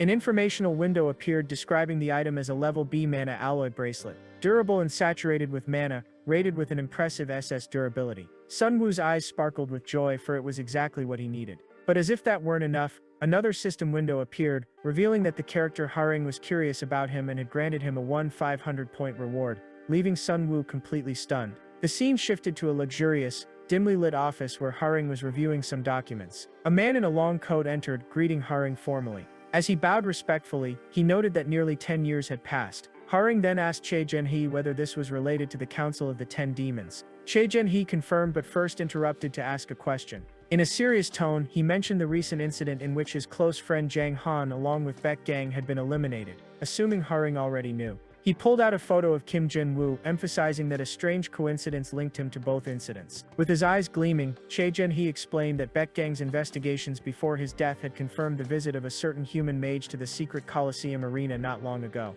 He then asked Harang if he had heard of Kim Jin-woo, placing another photo beside it showing Sun Wu wearing the rabbit mask, revealing that Harang knew he was the same VIP member who had bet on Ryang. Che Zhenhe requested information about Jin-woo, saying he wanted to offer his blood in sacrifice for his fallen comrades. Suddenly a dark and terrifying aura burst from Harang, filling the room and forcing Che Zhenhe to his knees, gasping for air. Harang gravely threatened him, eyes blazing and voice cold, warning that if he dared touch his client, he could expect dire consequences. Che Zhenhe, trembling with fear, begged for mercy, promising he would not harm Kim Jin-woo. Harang calmed slightly and simply ordered him to deliver the message from the Council of the 10 Demons. The man began to recite nervously, sweating, revealing that a new prophecy had descended from the prophet's altar. The prophecy said that the child destined to exterminate demons would awaken their powers at 18, and that this child would soon bring about the end of the Demon King. Harang muttered irritably, commenting that the king was in turmoil because of the child, and asked if there was any additional information. He replied nervously that the whereabouts of the prophetic child, who would turn 18 this year, had been discovered,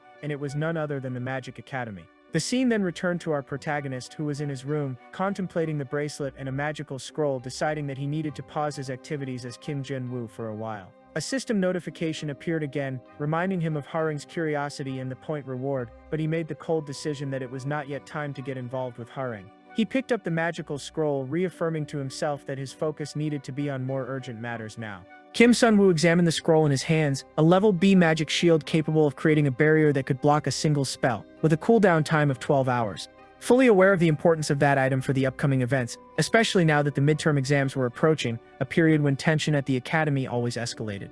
These exams were not just a formality, but a true battleground where students demonstrated their skills before various evaluators. Although this phase was crucial for the protagonist Lee Seo-jun, the true significance of these exams lay elsewhere. The appearance of the prophetic child, the one endowed with the power to exterminate demons, who would become a future ally of Lee Seo-jun. The danger lay in the fact that demons were hunting this child before the awakening, led by a demoness of terrifying power. All of this, according to the original plot, was meant to culminate at 4 p.m. with an invasion of the school, spreading chaos everywhere. And the expected sequence was that Lee Seo-jun would exterminate the demons, following the natural course of the story. Sun-woo gradually became aware that even though it was a small chapter, it held many foreshadowing signs. Thus, he decided that this time he needed to closely observe the prophetic child, not just Lee Seo-jun. At the training grounds, the instructor stood before the students to announce the schedule for the upcoming week, adding that he had an important message. Voices of complaint rose, with students demanding rest since the exams were pushing them to exhaustion, while others casually joked with the teacher, trying to get him to talk about his first love.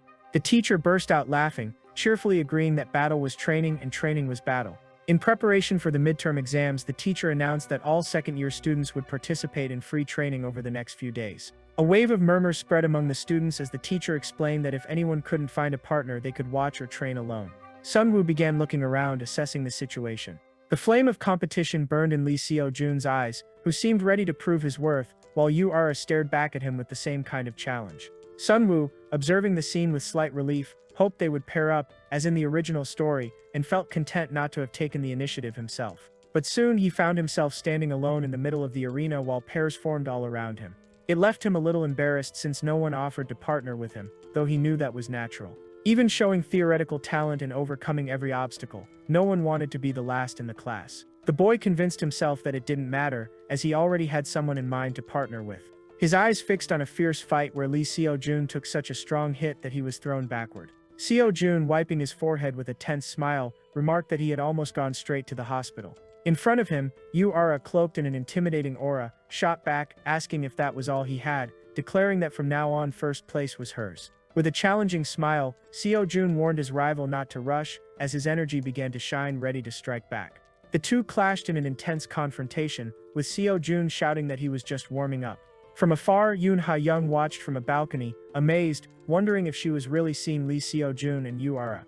The clash between the two school-ranking prodigies generated an explosion of light and energy. While watching the scene, Hayong looked at her own hand, feeling a faint chill, trying not to let herself be discouraged. Even so, sadness enveloped her as she compared herself to those true geniuses. She remembered the gossip about her when a classmate had suggested she become a training partner, mentioning her tie for 82nd place, but another had immediately rejected the idea, claiming that although she had incredible theoretical knowledge, her practical ability was lacking. And so she remained alone with a melancholic expression on her face, while a teacher from afar observed her, lamenting the situation of the student whose physical strength lagged far behind her intelligence, murmuring that at least she was a person of good intentions. Exhausted before the training dummy, with no strength left, she showed clear frustration after yet another failed attempt, biting her lip to suppress her anger. Tiny shards of ice fell weakly to the floor, shattering without force against the wooden target. All of it proved that her magic lacked stability and focus. She clenched her fist tightly, screaming internally why it wouldn't work no matter how much she trained day after day, and just then a critical voice arose, observing her ice formation and describing it as fragile. She turned, startled, toward the source of the voice. Kim Sun-woo was standing beside her wearing a serious expression. The moment she recognized him, she was taken aback, calling his name. But Sun-woo didn't stop there. He stepped closer, continuing his critique, pointing out that her ice wasn't cold enough and her precision was terrible, proving she needed improvement in every aspect. Hayong was shocked, humiliated by his words. At that moment, Sunwoo realized that this kind of harshness was his way of taking responsibility for what he felt. In the original narrative, due to Lee Seo-jun's advice during the previous dungeon exploration, Hayong was supposed to have advanced to level 6, but because of his interference, her natural growth had been disrupted, causing Sunwoo to feel guilty about it. Determined to help her, he told her bluntly that she was a total mess, but if she listened to him, he would do everything to make sure she could contribute to the team, reaffirming to himself the need to lend her a hand no matter what method it took. Angrily, Hayong shot back, pointing her finger at him, accusing him of being exactly the type who destroyed other people's self-esteem just because he had no real value to show. Sunwoo found amusement in it, asking whether that was true or if she was just bitter because she couldn't refute his words. That left her visibly irritated since he had hit the mark perfectly. She shoved his shoulder hard, venting her frustration, confessing that during the dungeon expedition she had thought he had a more dignified attitude. But now she realized she had been completely mistaken. To her surprise, Sunwoo became nervous, thinking that perhaps he had gone too far and tried to apologize, stammering that he had crossed the line, but she cut him off sharply. A magical aura flared around her as she vowed to settle the matter through battle, challenging him to prove how strong the school's last hope truly was. Sunwoo's eyes gleamed with delight, for she had taken the bait exactly as he intended, and he accepted the challenge eagerly. Sunwoo grinned as shards of ice were hurled at him, passing by without even grazing him. Hayong declared the start of the duel, her eyes shining with resolve. He dodged her attacks swiftly, the ice fragments crashing down where he had stood a second earlier. Sunwoo noticed that the density of her ice changed whenever she focused, and a satisfied smile appeared on his face. Pulling back from his harsher criticisms, he reminded her that the true strength of ice magic lay in its versatility and utility in combat. His provocation was obvious, pushing her to show a new pattern of attack. She then raised her arms and summoned a massive ice spear from above, shouting defiantly, "Now do you see this?" Sunwoo looked up, caught off guard. The giant spear came crashing down with a thunderous explosion, triggering a colossal burst of ice that forced Sunwoo to leap backward. Hayong stared at her own hands, shocked and in disbelief, for she had finally executed the technique she could never master during her most intense training sessions. Before the newly risen wall of ice, Sunwoo landed safely not far away, realizing that for someone like her, all it took was the right push at the right time to unleash her potential. A smile of satisfaction formed on his lips, as his provocation had been the perfect trigger. While she stared at him differently, Kim Sunwoo stood atop a massive pillar of ice. As Hayong shouted indignantly, asking how he expected to win just by running away, Sunwoo, with a teasing smile, concluded that from her anger she clearly didn't want to be his partner, and charged forward with all his strength. At that moment, he exposed the vulnerability of manifestation-type mages, revealing that once they were approached, it became far easier to defeat them. Sunwoo dashed like lightning, blocking her ice strike as she tried unsuccessfully to escape. Before she could conjure another spell, he was already upon her, but stopped his attack at the last instant.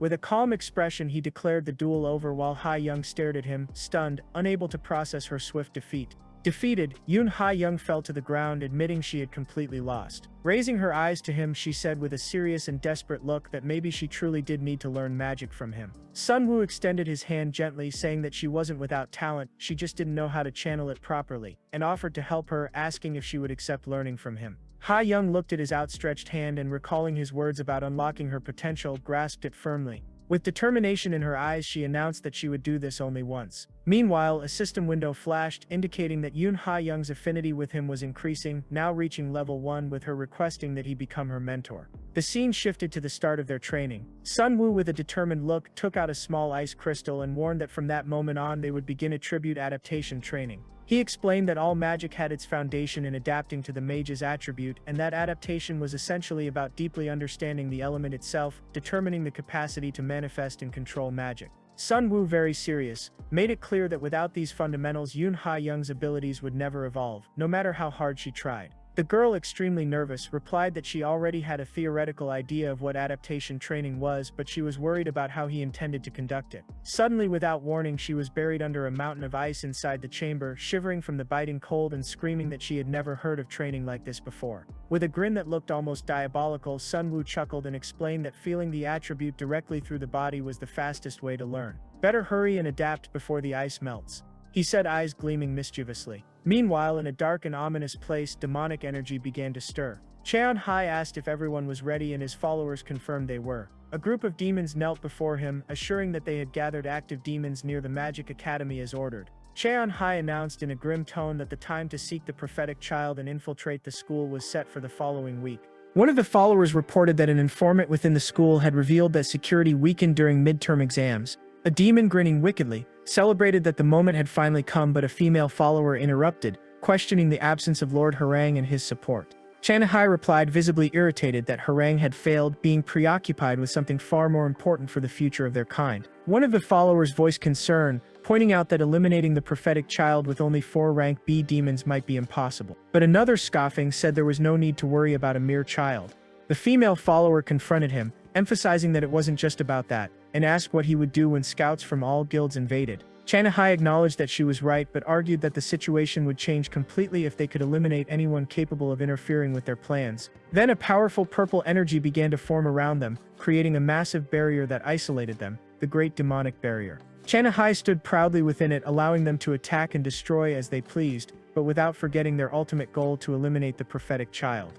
Meanwhile, at the academy, Sunwoo continued training Hayong, instructing her to focus first on the attribute, then on the form. He told her to memorize the sensation with her body so that she could imagine the ice even when it wasn't physically present. And suddenly, a perfect ice spear materialized in her hand. Hayong was astonished. She couldn't believe she had finally manifested it. She shouted in pure joy, declaring that she had created an ice spear with her own strength. Sunwoo smiled proudly, pointing out that her progress in such a short time proved she truly had talent. A system window appeared announcing that Hayong had placed her trust in him and gained 1,500 points. While the girl cheered excitedly, calling him Professor Kim Sunwoo and promising to believe everything he said, her joy quickly turned into a comedic scene, as she was now buried up to her neck in snow. Sunwoo asked coldly if she was handling the situation well. She tried to act tough, asking him to add more ice, but her red face and trembling betrayed the intense pain she was feeling. "Hang in there, girl. This is to help you grow," Sunwoo encouraged. While Hayong shivered from the cold, he watched her closely, silently vowing to make her stronger, knowing that one day she would assist the hero of the world. A student observed the scene from an upper balcony, stunned. Yuna was horrified, questioning what he was doing, whether that was even allowed or just a form of bullying. She saw it as extreme school violence that couldn't be ignored and decided to report it to the teachers immediately. But before she could move, Professor Lee Hae-young appeared behind her, commenting with a calm smile that watching talented students develop was always a beautiful sight. Yuna, panicking, shouted to the teacher about what was happening, but the professor interrupted, saying she already knew, explaining that it was attribute adaptation training. The student was shocked and asked if that was really a form of training. The professor confirmed that she had been observing them since the first day and remarked that Hayong, who managed to develop her mana manifestation in such a short time, was truly impressive. But the most surprising part was the student who, noticing the problem quickly, had guided her on how to solve it. Yuna, surprised, asked if she meant Kim Sunwoo, and the professor, also intrigued, admitted that she knew him. The student looked confused, denying any personal connection with the boy, while the professor whispered that she assumed Yuna only memorized the names of top students. The professor suggested that Yuna remember Sunwoo's name well, describing him as a talented student with great potential. Although Yuna pointed out that he was currently ranked last, adding that people only see final results and ignore others' effort and progress, the professor encouraged her to give him a chance to prove his skill. With a confident smile, the professor said she was looking forward to the midterm exams. Meanwhile, Sunwoo suddenly stopped in front of a computer screen, muttering that everything was over. He was looking at a special discount announcement for an item known as the Temporal Space Pocket, a sub-dimensional pouch capable of storing up to 30 kilograms, with a massive limited-time discount. Realizing how urgently he needed the item, since stored objects could be summoned anywhere,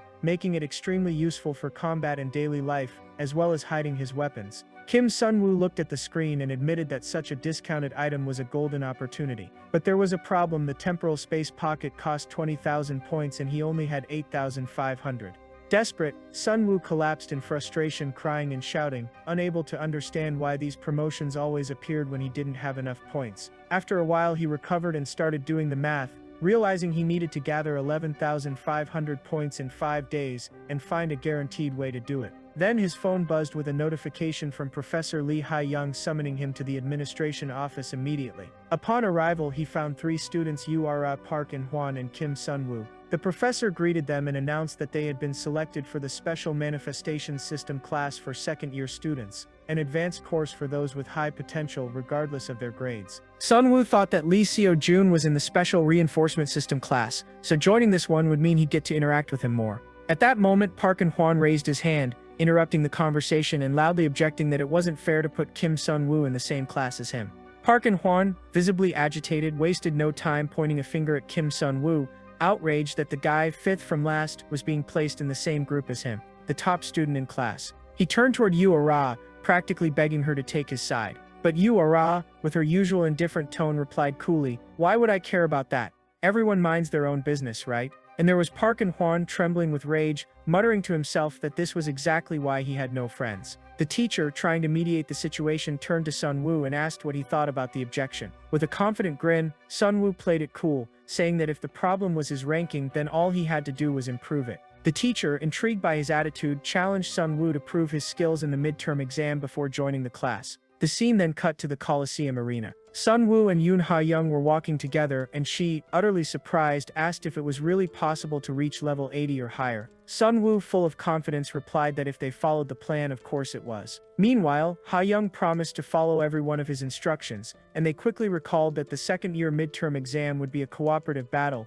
where each student had to team up with a partner to face an summoned creature, the Green Giant. Sun-woo explained that they could defeat it by targeting its weak points, which appeared as purple crystals. The problem was that the location of those stones changed constantly, making them difficult to identify. He noted that most students simply threw themselves into the battle trying to endure the monster's attacks, but only true geniuses actually managed to defeat it. Then, the battle began. Sun-woo asked Hayong to clear a path, and without hesitation she unleashed her ice magic, freezing the ground in front of them. Taking advantage of the moment, Sun-woo slid across the ice as the Green Giant charged forward uncontrollably. The students watching from the stands didn't miss the chance to mock him, reminding each other that he was the class clown and wondering if he'd embarrass himself again due to his lack of mana. A system window appeared, notifying that 254 people were excited by his actions, granting him 1,000 points, and even though everyone expected him to fail, the intruder perk activated. That ability revealed the purple weak points on the giants ahead of him. Sun-woo leapt into the air, his eyes glowing with energy. At that moment he thought to himself that he wasn't about to play the fool again, and launched a flurry of rapid, precise magic bolts, striking the giants with breathtaking accuracy. His attacks tore through everything in their path as the giants closed in. He looked at his hand, pulsating with magical power, and a satisfied smile appeared on his face. It seemed like everything would end more easily than he expected. But as always, the peace was short-lived. His expression twisted in shock as his eyes locked onto something completely unexpected in the stands. Cheon-hai, the mastermind behind the attack and leader of the demons, was watching the clock intently from within the crowd. And as Sun-woo unleashed his final powerful magic strike, his mind scattered, trying to comprehend the calamity he was witnessing. Sweat dripped down his face as he stood frozen in disbelief, wondering what the leader of the demonic assault was doing at the school at such an unusual time. According to the original story, the demons were supposed to invade the school at 4 p.m., right after the exams ended, bringing total collapse and destruction everywhere. His thoughts were interrupted by Hayong's desperate shouting, trying to warn him about the approaching danger. The Green Giant raised its massive club and struck furiously at the distracted Sun-woo. The impact sent him flying. Hayong cast another ice spell in an attempt to slow down the monster. She wasted no time rushing to him, grabbing his shoulder and shaking him hard, yelling for him to snap out of it and focus on the fight. But the giant mercilessly charged again, determined to crush them. Sun-woo regained his focus in seconds and shouted for the monster to vanish, channeling immense magical energy into his hand. Immediately he unleashed a powerful magic beam that pierced through the giant's body in an instant, erasing its existence before the stunned crowd. The live broadcast chat exploded with comments as students gasped and questioned whether he was really the lowest-ranked student in the school. Many were amazed by his true combat ability, while others, more observant, noticed how he had used a condensed manifestation technique to hit the monster's weak point with surgical precision. Realizing that what had just happened wasn't mere luck. From the stands, a focused student was watching closely. He remarked, impressed, that his classmate seemed far more capable than the rumors made him out to be. The crowd erupted in applause throughout the Coliseum, their expressions a mix of astonishment and admiration for a performance that shattered expectations, with many also praising the incredible skill of the girl fighting beside him. In a burst of euphoria, Hayong jumped up and hugged Sun-woo tightly, shouting that they had won, while he, still dazed by what had just happened, responded absent-mindedly. At that instant, a flood of system notifications appeared, announcing that 582 people remembered his face, granting him a massive bonus of points as a reward. Alongside the growing interest of figures like Kim Do-kyun and Park and Hwan, who now felt humiliated, Sun-woo couldn't care less. What mattered to him was that at that moment the exam itself no longer held importance. He looked up at the massive clock hanging above the arena, and saw that it was almost noon. And the confirmation of his fears came with the sight of Cheon-hai, leaving the stands, a clear signal that events had unfolded in the exact opposite way of the original plan. Unease took hold of Sunwoo as he began to question whether his interventions had altered the original story's destiny so drastically. He realized that if the trajectory changed, the chances of saving the school could also disappear, becoming uncertain. While the scoreboard displayed the victory of Lee Seo-jun and Yura's team, with Kim Sunwoo and Yoon Ha-young's team in second place by a narrow margin. Ha-young noticed Sunwoo's pale complexion and the sweat dripping down his face. Worried, she asked if everything was alright or if something was wrong. Sunwoo quickly brushed off the situation, forcing a calm smile and saying he was just a little tired. He mentioned he would stop by the training room first to review some notes. Ha-young, starting to blame herself, thought she might have made a mistake during the exam, which left her feeling uneasy. Sunwoo, in a firm yet gentle tone, interrupted her self-reproach, asking her to have more confidence in herself, looking at her sincerely, assuring that, in his opinion, she had been perfect that day. Yoon Ha-young's face turned red at the genuine compliment, and she smiled shyly, thanking him. Sunwoo then said goodbye, telling her to rest and not to worry about training if she was tired. As soon as she disappeared from sight, his smile faded, replaced by a serious and anxious expression, his thoughts heavy as he considered his next moves. Now that the timeline had shifted and the future had become uncertain, Kim Sunwoo observed the arena with a piercing gaze, repeating to himself that he needed to analyze how far the events had diverged from the original story. He murmured that if the plot was still on track, something should be happening right about now. Then suddenly he spotted Lee Seo-jun in the middle of the crowd. Lee Seo-jun was completely surrounded by guild representatives, all rushing toward him with business cards and tempting offers. A representative from the Northwest Guild shouted, begging him to join them, while one from Heimdall declared he wouldn't take a single step until Lee Seo-jun agreed to enlist with their guild.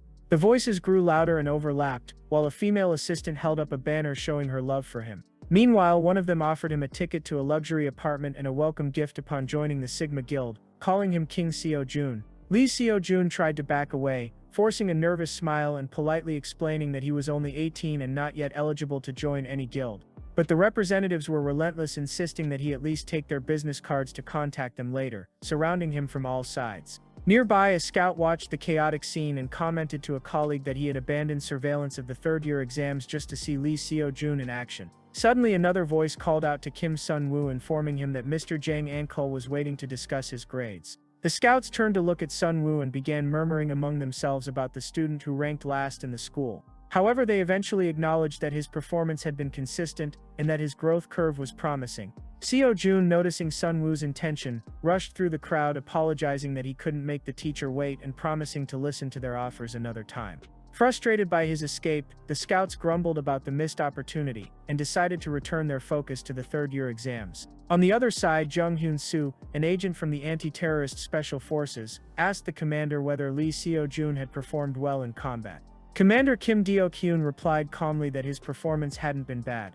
Jung Hyun-soo noted that Seo-jun's abilities were impressive, considering he was the third disciple of President Kim Jinch, known as the strongest mage. However, the commander warned that Seo-jun was still inexperienced and lacked real battle experience, prompting Jung Hyun-soo to joke that he was evaluating Seo-jun as if he were already a member of the special forces, reminding him they were only there to offer a recruitment proposal after graduation.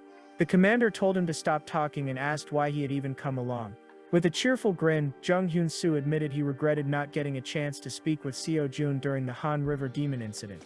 The commander sighed and reflected on the concept of experience, remarking that if Seo-jun had been the one fighting the demon back then, he might have gained the practical knowledge he still lacked. Then suddenly he shifted the topic, asking what Hyun-soo thought about the student ranked last. Kim Sunwoo received praise for his incredible combat instincts, something hard to believe from someone at the bottom of the rankings. The commander explained critically that what Sunwoo had demonstrated wasn't mere instinct, but a natural talent for quickly identifying an opponent's weak points. He emphasized that such a skill could only be refined through long, grueling experience. Both men laughed sarcastically, wondering where an 18-year-old student could have possibly gained that kind of experience, dismissing the idea as a joke. However, Commander Kim Deok-hyun's expression suddenly changed, as if he had just remembered something important. He began mentally connecting the student Lee Seo-jun to the mysterious mage Kim Jin-woo, who had appeared during the river incident, murmuring to himself that it was impressive for an 18-year-old to use the compressed manifestation technique so skillfully. Meanwhile, Hyun-soo decided he needed to permanently etch the name Kim Sun-woo into his memory. In a secluded corner away from prying eyes, Seo-jun and Sun-woo sat together on the steps. Seo-jun expressed his gratitude to Sun-woo, admitting that without his help, he would have been stuck there forever. He asked why Sun-woo wanted to return to such a crowded place, Sunwoo replied that it was good to take a look at what they would face next year. Seo-jun expressed concern that the scouts might spot them again, but Sunwoo reassured him, explaining that the scouts had moved to the teachers section and that they had entered through a separate entrance, so they wouldn't be found. Watching the pensive Seo-jun, Sunwoo realized that his classmate didn't want to be recognized as someone important at school. Seo-jun agreed and suggested they stay quiet so as not to be discovered. While they peeked at the arena, Sunwoo reflected that the timeline had indeed changed. He recalled his previous life, remembering that the demonic attack had begun right at the third-year exam site, as it was the strategic point chosen by the infiltrator to execute the plan. For that reason, Kim Sunwoo remained cautious, already thinking that he needed to keep Lee Seo-jun safe inside the exam hall while he personally went after Cheon-hai. Sunwoo looked at Seo-jun beside him, determined that this was the fastest way to protect the prophetic child as well. Seo-jun asked if something had happened after the exam. He wondered if Sunwoo was referring to the scouts, to which Sunwoo replied with a reassuring smile that everything was fine and that such things happened all the time. He felt relieved, thinking that the original plan was still intact and hadn't yet been affected by his interventions. The battle began in the arena, marking the start of the tests. Outside, a hooded figure noticed the scouts entering the third-year exam hall, confirming that everything was unfolding exactly as the informant had predicted. Cheon-hai coldly asked about the progress of the plan. His assistant replied that a pouch had been hidden among the bushes, confirming that the summoning circles for the monsters had been spread across every corner of the school as ordered. She explained that, since they were extremely aggressive creatures, the monstrous Jinsen had been isolated in an area no one would approach. Cheon-hai praised Young Yong-yoon's flawless execution, while the assistant credited their success to the guidance of her master Cheon-hai. Holding a glowing orb of energy, he announced with a sinister tone that it was time to begin the hunt for the prophetic child. A beam of magical energy tore through the arena floor, shocking and terrifying the students as one girl screamed in pain. Park Minnie immediately declared her withdrawal from the match due to the sudden danger. When the referee announced Kim Chang-hun as the winner of the final round, Lee Seo-jun cheered enthusiastically, expressing how much he enjoyed watching the third-year exams. He praised the skills of Sunbai Kim Chang-hyun, whom he considered a perfect example of manifestation magic, as well as the disciplined movements of Sunbai Park Minnie. As Sunwoo watched the crowd with growing tension and unease, he couldn't spot Cheon-hai anywhere, leaving him confused about the situation. Seo-jun noticed Sunwoo's anxiety and asked who he was looking for. Sunwoo deflected, claiming he was just checking whether any guilds were interested in recruiting him. Seo-jun laughed, assuring him that he would definitely receive offers. Sunwoo then looked at Seo-jun, fully aware of how much the young hero had grown compared to the start of the semester. He asked Seo-jun what kind of training he had done to reach such power. Suddenly, a strange humming sound filled the air, and Sunwoo's expression turned to shock, his eyes widening in horror as he realized something impossible was happening, something that had never occurred in his previous life. Amid the panic, students began questioning the sudden appearance of a magical barrier, fearing they had made a mistake and demanding that the teachers be called. Confusion spread rapidly as the hidden pouch outside began to glow intensely. It burst open, releasing a dark energy as ominous black portals formed all around the school. A wicked grin spread across Cheon-hai's face as he issued the command to attack. Suddenly, the most terrifying creatures of all shapes and sizes began pouring out of the portals, attacking students mercilessly as screams of terror echoed in every direction. Sirens blared like a call for help, and the system announced the unthinkable, a monster invasion at the school. The order was clear: immediate evacuation to the safe zone, while a massive purple barrier enveloped the academy, sealing it off from the outside world. Cheon-hai, standing tall with a mocking smile on his lips, watched the chaos with satisfaction, proud that his plan had succeeded perfectly. He was convinced that with teachers and powerful mages trapped inside the barrier, nothing could threaten his control. With a confident gesture, he struck the ground and declared that without external aid, the child of prophecy would be forced to reveal themselves to face the situation. But out of nowhere, a crimson flash tore through the air, interrupting his words and catching him off guard.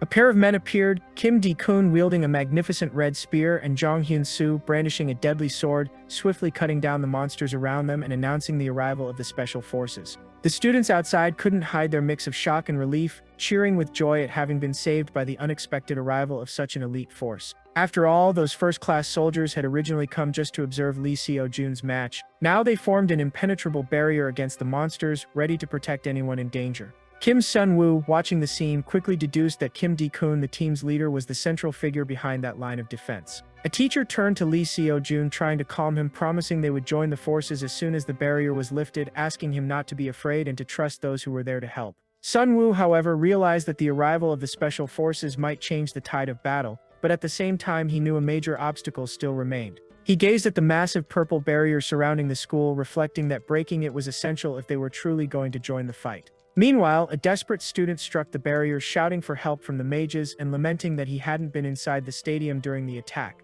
Kim Yoon-jin, the support instructor, intervened with a grave expression that revealed her anxiety. She explained that, to remove the barrier, they needed another Class A support mage, but unfortunately none were present. The situation grew increasingly dire since mages of that level were exceedingly rare. She shouted to the crowd, urging them to pay attention, emphasizing that if nothing changed, dismantling the barrier would take about 30 minutes. Far too long, and Sunwoo knew that holding off those monsters for that duration was nearly impossible. Even if they succeeded, by then the barrier might no longer matter. The memory of Cheon-hee's power flashed through his mind. He remembered that the man's mastery over barriers was legendary. He recalled the events of the original novel, where even the hero Lee Seo-jun hadn't been able to defeat him except through an unexpected strike. He thus recognized that breaking it by conventional means was virtually impossible. With no other choice, he resolved to act personally, but was interrupted when a young woman wearing a confident smile offered her help. Yang Yoon-yoon, a Class A support mage, claimed that by chance she had been nearby. Sunwoo, however, instantly sensed something wrong. It was Yang Yoon-yoon herself. The realization froze him. He feared that revealing her true identity as a demon would only worsen an already delicate situation.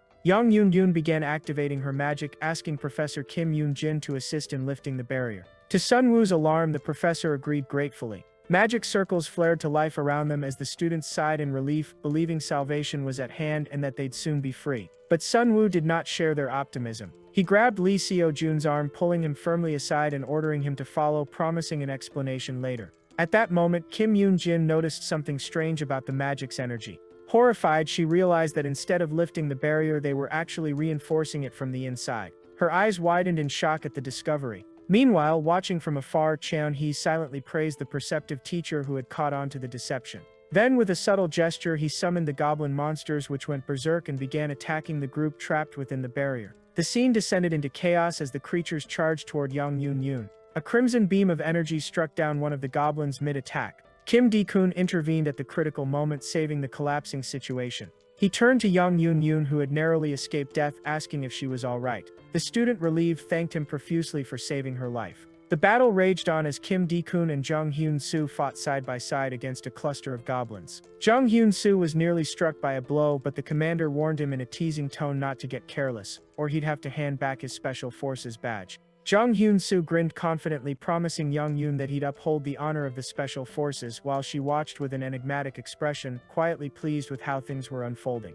Continuing with his plan, Sunwoo pulled his friend Lee Seo-jun away from the main gate, leading them to a secluded area behind the exam building. Lee Seo-jun, confused, asked why they were there. Sunwoo explained sharply that the spot was isolated and that he intended to lift the barrier from that point, which puzzled Seo-jun since the removal effort was already underway at the front. Sunwoo dropped a bombshell. The support mage named Young Yoon was actually a demon pretending to lift the barrier while secretly strengthening it. Lee Seo-jun, stunned, exclaimed that they needed to warn everyone immediately. However, Sunwoo stopped him, warning that this was only a suspicion for now and that they had no solid proof to back it up. Seo-jun reminded him that Sunwoo had been offered a position in the special class for his barrier removal skills, which could make his words more credible. Sunwoo countered that amid such chaos, it was unlikely anyone would believe him. He then laid out a practical, calculated plan. Once he managed to lift the barrier, Lee Seo-jun had to run and warn everyone. He reasoned that coming from someone as respected as Lee Seo-jun, the claim would carry far more weight, unlike if it came from just an ordinary student like himself. Seo-jun agreed immediately, asking only one question. "Can you really do it?" Sunwoo grinned. "Let's find out." He placed both hands against the glowing wall and activated his ability, Intruder's Benefit. The system processed the intricate magical structure and cracks began to spiderweb across the barrier. Far away, Yang Yoon-yoon froze, sensing an impossible disruption. Then, with a thunderous crack, the demonic wall shattered. Shards of violet energy exploded outward, dissolving into the air. Sunwoo stared at his hands, expression calm. "Nothing special," he muttered. Seo-jun, stunned, could only stare. But Sunwoo urged him on. "Go, do what we planned." Before leaving, Seo-jun asked why Sunwoo always hid his accomplishments. With a faint smile, Sunwoo replied, "Because I'm not chasing recognition, just results." He asked him to keep what happened secret. Elsewhere, Cheon-hyun's furious voice echoed through the shadows, berating Yang Yoon-yoon for her failure. Panicked, she insisted she had used a double barrier. Who could have broken it? At that moment, the teachers and special forces stormed in, reclaiming control. Kim Di-kun's spear blazed crimson as he cut through monsters with inhuman precision. Professor Li Hu Yang unleashed storms of lightning, while Zhang Yunxiao countered with explosive slashes. The battlefield was cleansed within minutes. Grateful, the professors thanked the special forces. The commander responded modestly, but Zheng Hyun-su's tone was sharper. The mastermind's still out there. We need to locate him now. Then Professor Kim Yoon-jin stepped forward, furious. She grabbed Yang Yong-yun by the collar. "You!" she shouted. "What were your real intentions pretending to break that barrier?" Gasps erupted from the crowd. Other teachers tried to intervene. But Yoon-jin's words carried weight. "She's no student, she's a demon." The revelation shocked everyone. Murmurs spread. Could the woman who had helped truly be the enemy? Kim Deacon observed silently. When his lieutenant asked if they should step in, he replied calmly, "Not yet." Yang Yong-yun smiled darkly. "I only delayed the barrier so my power would match yours, Professor." Her arrogance fueled Yoon-jin's rage. Then Lee Seo-jin spoke, backing the accusation. He confirmed that during the attempt, the barrier had strengthened instead of weakening. Students turned toward him in disbelief. Professor Yoon-jin demanded how he knew. Seo-jin faltered, recalling Sun Wu's plea for secrecy. He lied smoothly. "I've studied barrier theory. Something felt wrong in the pattern." The explanation was enough to spark real doubt. Someone checked the Mage registry on their phone and froze. There was no Class A support mage named Yang Yun. The crowd gasped. Yang Yong-yun's smirk vanished. She cursed under her breath and contacted Cheon Hai. Telepathically, his cold reply echoed in her mind. "Do what must be done." Her aura erupted, black and violent, exposing her true demonic form. Kim Deacon shouted, "She's a demon, take her down," and hurled his spear. Cheon Hai dodged the assault, vanishing into the shadows. The lieutenant's face went pale. "A rank a demon? Sir, this could spiral fast." Realizing the plan was falling apart, Yang Yong-yun went berserk. Her body twisted, expanding into a monstrous form of muscle and rage. Several bystanders transformed as well, hidden demons revealing themselves among the crowd. Screams filled the air as chaos erupted anew. The massive demon lunged for Lee Seo-jun, her fist blazing with murderous intent. But before it could strike, a blinding flash of steel cut through the air. A single slash, swift and absolute, and her head separated cleanly from her body, both halves collapsing to the ground in silence. Lee Seo-jun stood motionless over the demon's corpse, his sword dripping with blood, and with a cold mocking tone told the fallen creature it had come to the wrong place. When the battle ended, the arena was strewn with the bodies of monsters and demons, while teachers and students gasped for air, recovering from the nightmare. Once the chaos had subsided, Lee Seo-jun bowed respectfully to the commander of the special forces, Kim Deacon Han, thanking him for his assistance. The commander returned the gesture, remarking that it had been a year since they last met at the president's residence. He praised Seo-jun, predicting a brilliant future for him as a great mage, and asked that he come later to receive his reward for demon slaying. Seo-jun, humble and slightly dazed, expressed his gratitude but then glanced toward the area where Kim Sun-woo had gone, realizing that the real thanks belonged to him, the one who had truly turned the tide and acted decisively.